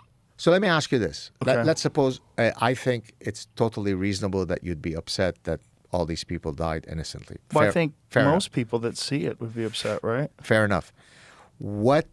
Give me the specific details of how you would go about getting your hostages back, given the reality. So give me a way. How many hostages did they get back? In terms of alive or dead? Yeah. I don't know the exact numbers, but is it something in the order of like 30, 40 alive and all the other ones were dead? Does that sound like the right number? I don't know. Whatever it is. It could be 50, it could be 100, it could be 200. So I am representative of Israel. I need to get those people out. Let's suppose that Hamas had said, here are all the people that we have kidnapped and we are returning them to you and putting down our arms. Would Israel have caused the destruction that they would have caused? That they did cause? I don't know. But what do you think? Probably not. Right. If they did that. So nothing happens in a vacuum, right? It's not. There isn't something. Right, but does that just because they wouldn't have done that, does it justify what they did? What does it say here? Final release. Total returns, 168 hostages were returned alive, including 8 rescued by the IDF. The bodies of 85 hostages were repatriated after they were killed during their captivity. U.S. deal broker that landed a ceasefire and a swap for nearly 2,000 Palestinian prisoners. So they swapped some of them. Well, let me actually speak about the swap issue. I discussed this in Suicidal Empathy. Sinwar, who was the architect of October 7th, do you know his background, his No. story? Sinwar was a ardent militant whose entire life has been animated with eradicating Jews, not Israel, all Jews from the world. Because there's a hadith that says in Islam, the world will not stop until every Jew that is hiding behind the tree is found and killed. And they refer to that hadith from Islam, not radical Islam, Islam. Right. He was taken in one of those sweeps of Palestinian militants to prison. He was diagnosed with a brain tumor, a deadly terminal brain tumor. The Israelis, the mean Israelis who are killing everybody, because the Hippocratic oath, in their view, supersedes any other calculus, the Israeli neurosurgeon doesn't say, F this guy, he's killed, tons of my fellow co-religionists, screw him, let him die. They operate on him and they save his life, right? So let me ask you this, Joe. If you and I, let's put ourselves in the mind of, right?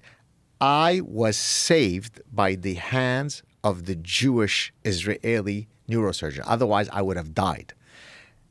Then he was let go in one of those swaps. Would that have not bought you sufficient existential empathy to say, probably I shouldn't then spend the rest of my life being the architect and repay the largesse of the Israeli neurosurgeon by doing October 7th? Yet it didn't buy him that empathy, right? So he was swapped in an earlier deal? He was swapped in an earlier deal. Jamie could look it up. You could do Sinwar, Sinwar. He was one of the guys who you saw him in one of those rubbles and a drone comes in and he's covered in rubble and then they take him out, right?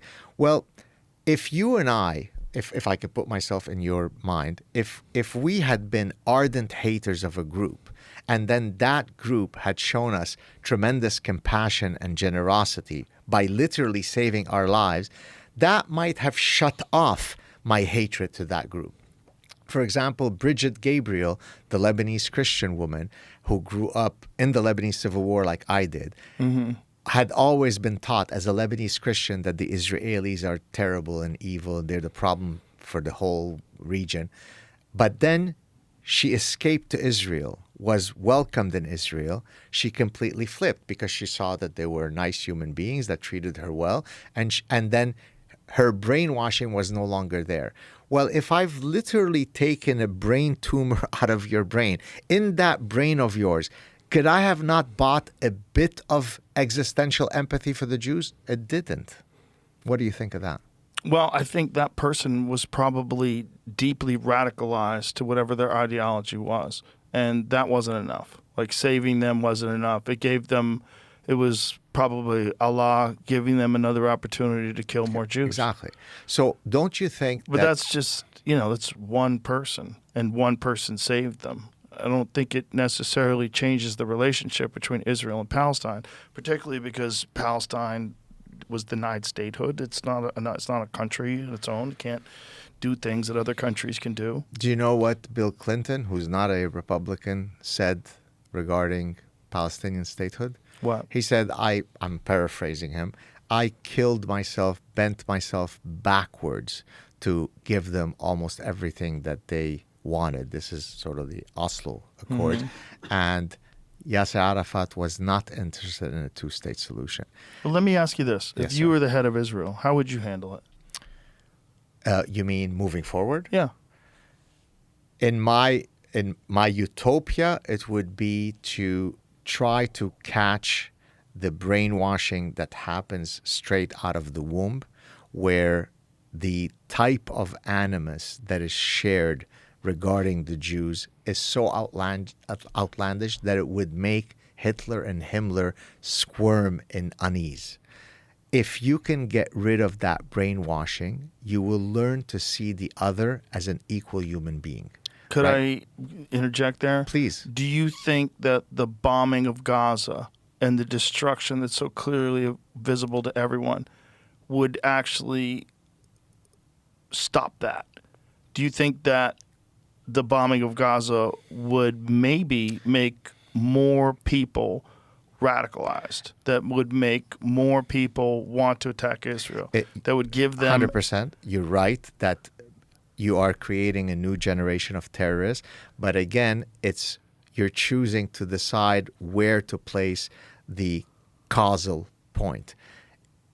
Gaza existed fully peacefully for 20 plus years without anybody dying. The day that they decided to do what they did resulted in a retaliation, which we can discuss whether it's good or not enough or too much. That is true. At the root of the problem is an open society that allows for the expression of all religions. When I was in Israel 2 months ago, I was in all over Israel. I gave a talk in Tel Aviv and I gave a talk in Jerusalem. I spoke more Arabic in Jerusalem than I did English or Hebrew or anything else. To your point, I think Israel is only 73% Jewish. Exactly. Look that up, please. I Use thought perplexity. it was maybe 80%, but your number would even prove my point even better. Yeah, I think I might be wrong, but it's not 100%. That's for sure. And there are Arab and Muslim communities in Israel that are tolerated versus having a Jewish community in Palestine. Not tolerated, fully embraced. Right. So I can show you the valedictorians. Let's see. Jewish population is the largest in the world. 78. See, I said 80. 73.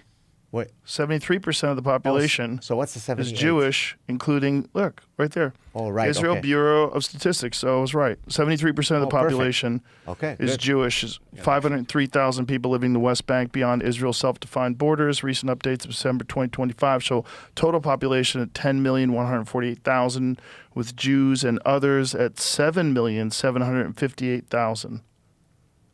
Right. So let's do a few analyses. Many valedictorians of universities graduate, they're Muslim.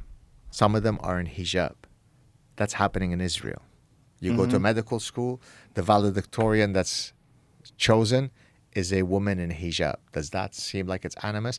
In the Knesset, in the parliament of Israel, there are tons of Muslims that serve, right? As I was walking around all over Jerusalem, everybody that I was interacting with was in Arabic. They were fully Israelis who were Muslim, right?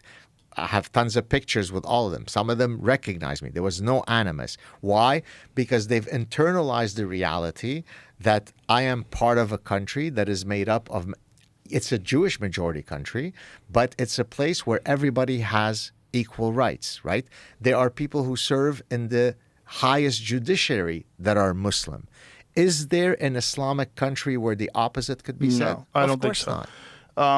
It's also interesting when you look at the statistics of the polling statistics of people that support the war with Iran in Israel versus the United States. And it's way more people support the war.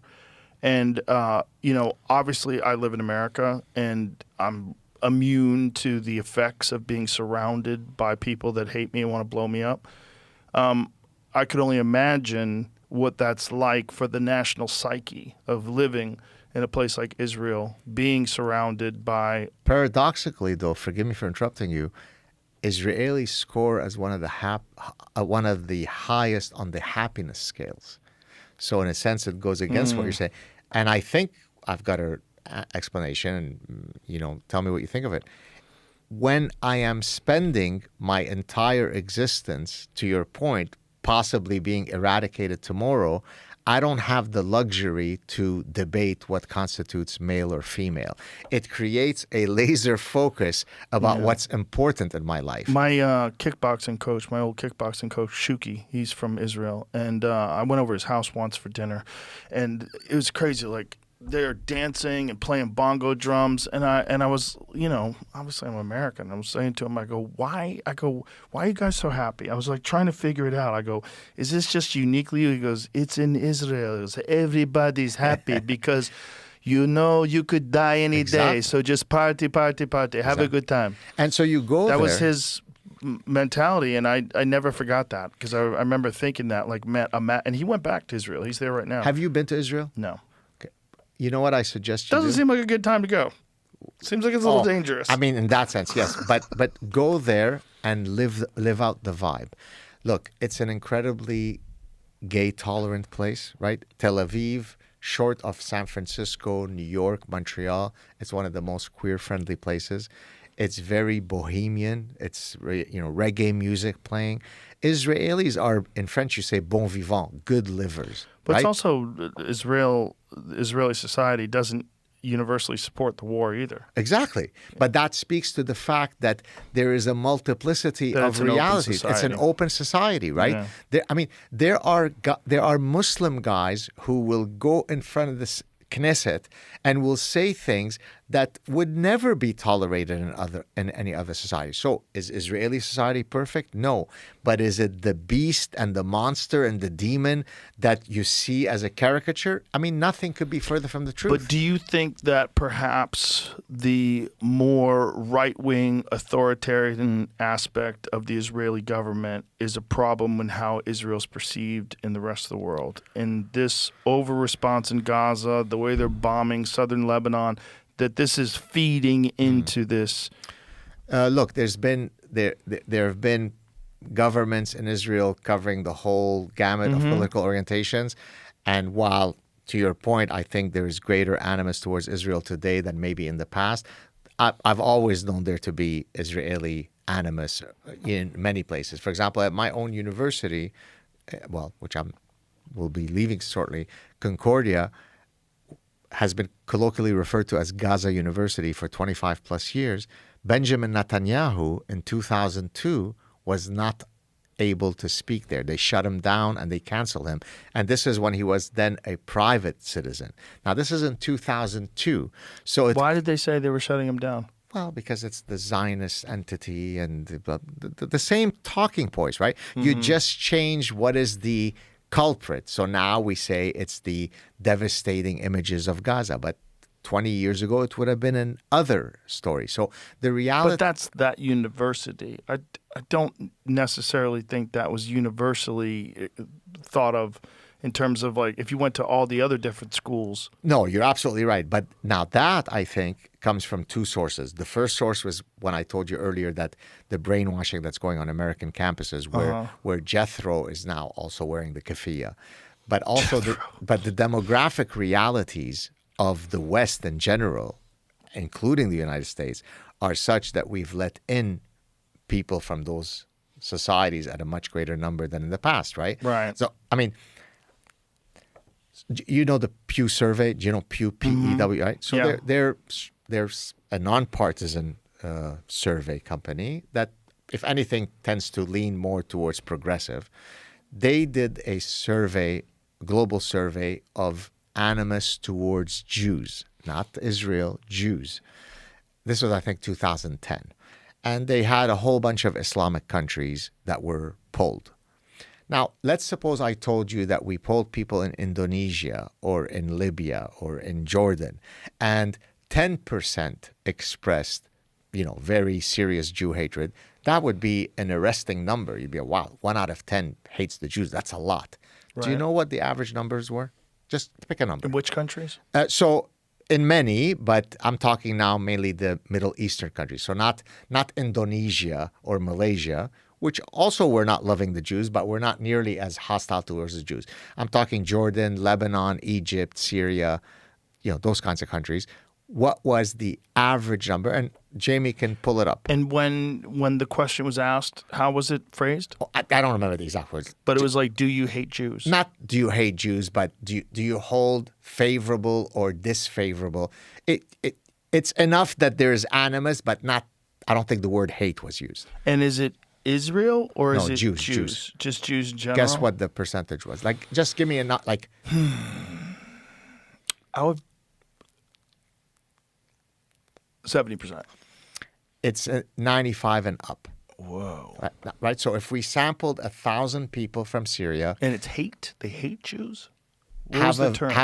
I don't remember because Negative it's 2010. Negative opinion, disfavorable, dislike, whatever it is.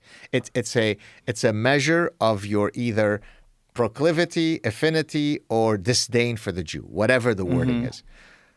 If you get 95, 97, 98% of polled people saying that they don't like the Jews, and now you let into your country, your host country, hundreds of thousands, if not millions of those people, do you think that Jew hatred is going to go up or go down? So in Quebec, for example, as I may have mentioned previously on this show, Quebec had a very open policy towards Islamic immigration. And the reason that in Quebec it was so is because the most important sense of personhood in Quebec is that you maintain your linguistic identity. We are French. We don't want to be subsumed by the mean English language. Yes? So therefore, since many of the immigrants coming from Islamic countries were also Francophone, in their infinite wisdom, the Quebec government said, hey, here's a great idea. There was a 1997 civil war between the Algerian government and hardcore extremist Muslims. The latter lost, so they were fleeing from getting killed by the Algerian government. Why don't you open the borders for them to Quebec? The decapitations will happen only when they say bonjour to you. So given that they will address you in French before they behead you, don't worry about it. Let them all in. I'm obviously being facetious, but the point is that hundreds of thousands of Islamic immigrants came to Quebec. I started seeing the changes, a lot more women in hijabs, a lot more dangerous to go to campus, a lot more requirements for accommodations, prayer rooms, public prayers. When you say dangerous, in what way? Specifically to me? Dangerous going to campus, in what way? Well, I'm somewhat of a known entity who doesn't mince words. And so I started getting a lot of death threats. The first set of death threats I got were in 2017, where for that semester, I had to follow a protocol to walk on campus with security. They would lock the door so that the students could leave but not come back in. So I had to check in with the security.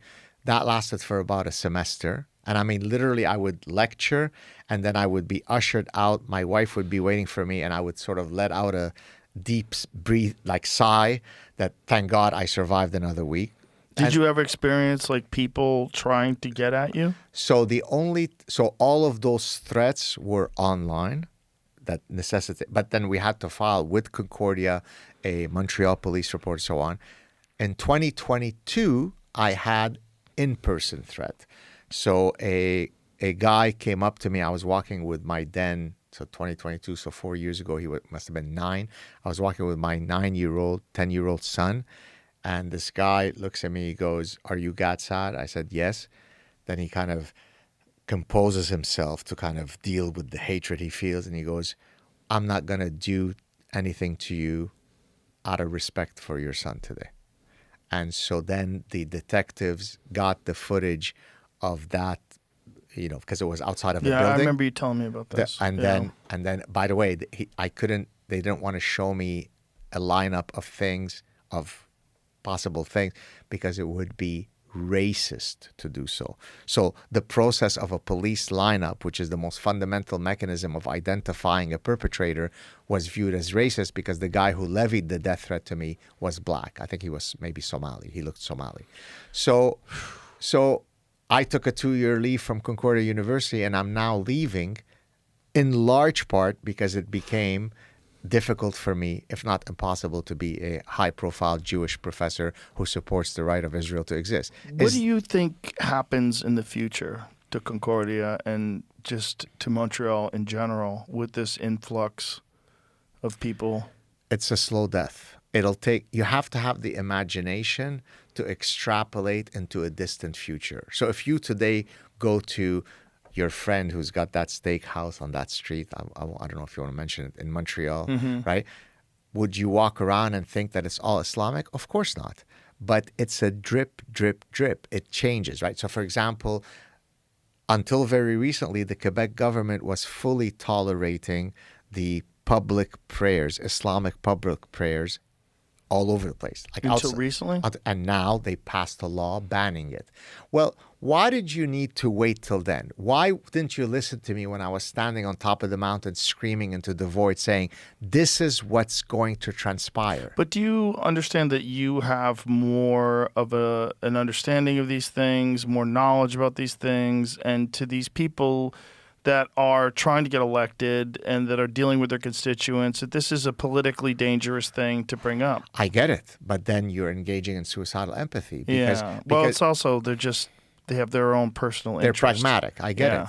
But, you know, the reason why I love, I mean, and I'm going to get threats for this. The reason why I appreciate Trump is precisely because he implements things that most politicians wouldn't have the testicular fortitude to do. But that's what you want in a great leader, right? Most people come in, do their time, parasitize the system, and then leave having accomplished nothing. Right. The reason why Donald Trump has had not one, not two, but 3 assassination attempts, that is a testament to the fact that he is a danger to the status quo. Why? Because he does things. Whether you agree with him or not, he's bold, he's fearless, he doesn't give a shit.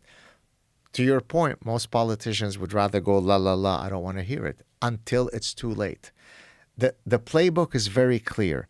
Depending on the number of Muslims in a society, you can exactly predict the level of conflict. And that statement that I just said holds true, notwithstanding the fact that most Muslims are perfectly lovely. Both those statements are both veridical.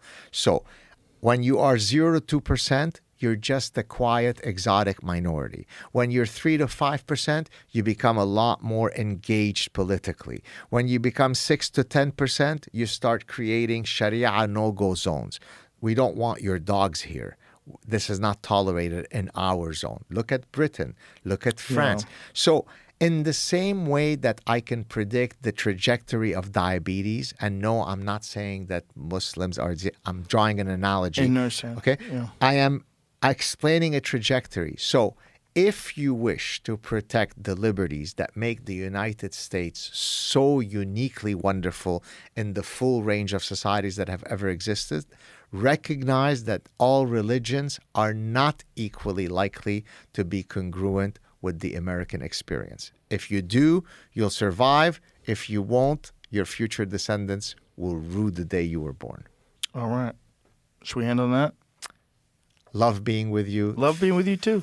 It was a great conversation. It's very lively. Thank you, sir. Suicidal Empathy. It is available now. Did you read the audiobook? I did. Yes. And I constantly said that Joe Rogan would beat the shit out of me if I didn't do it. I would not do that, but I would berate you slightly. But I'm happy. I'm happy that you did that. Thank you, sir. Always good to see you, brother. You too. All right. Bye, everybody.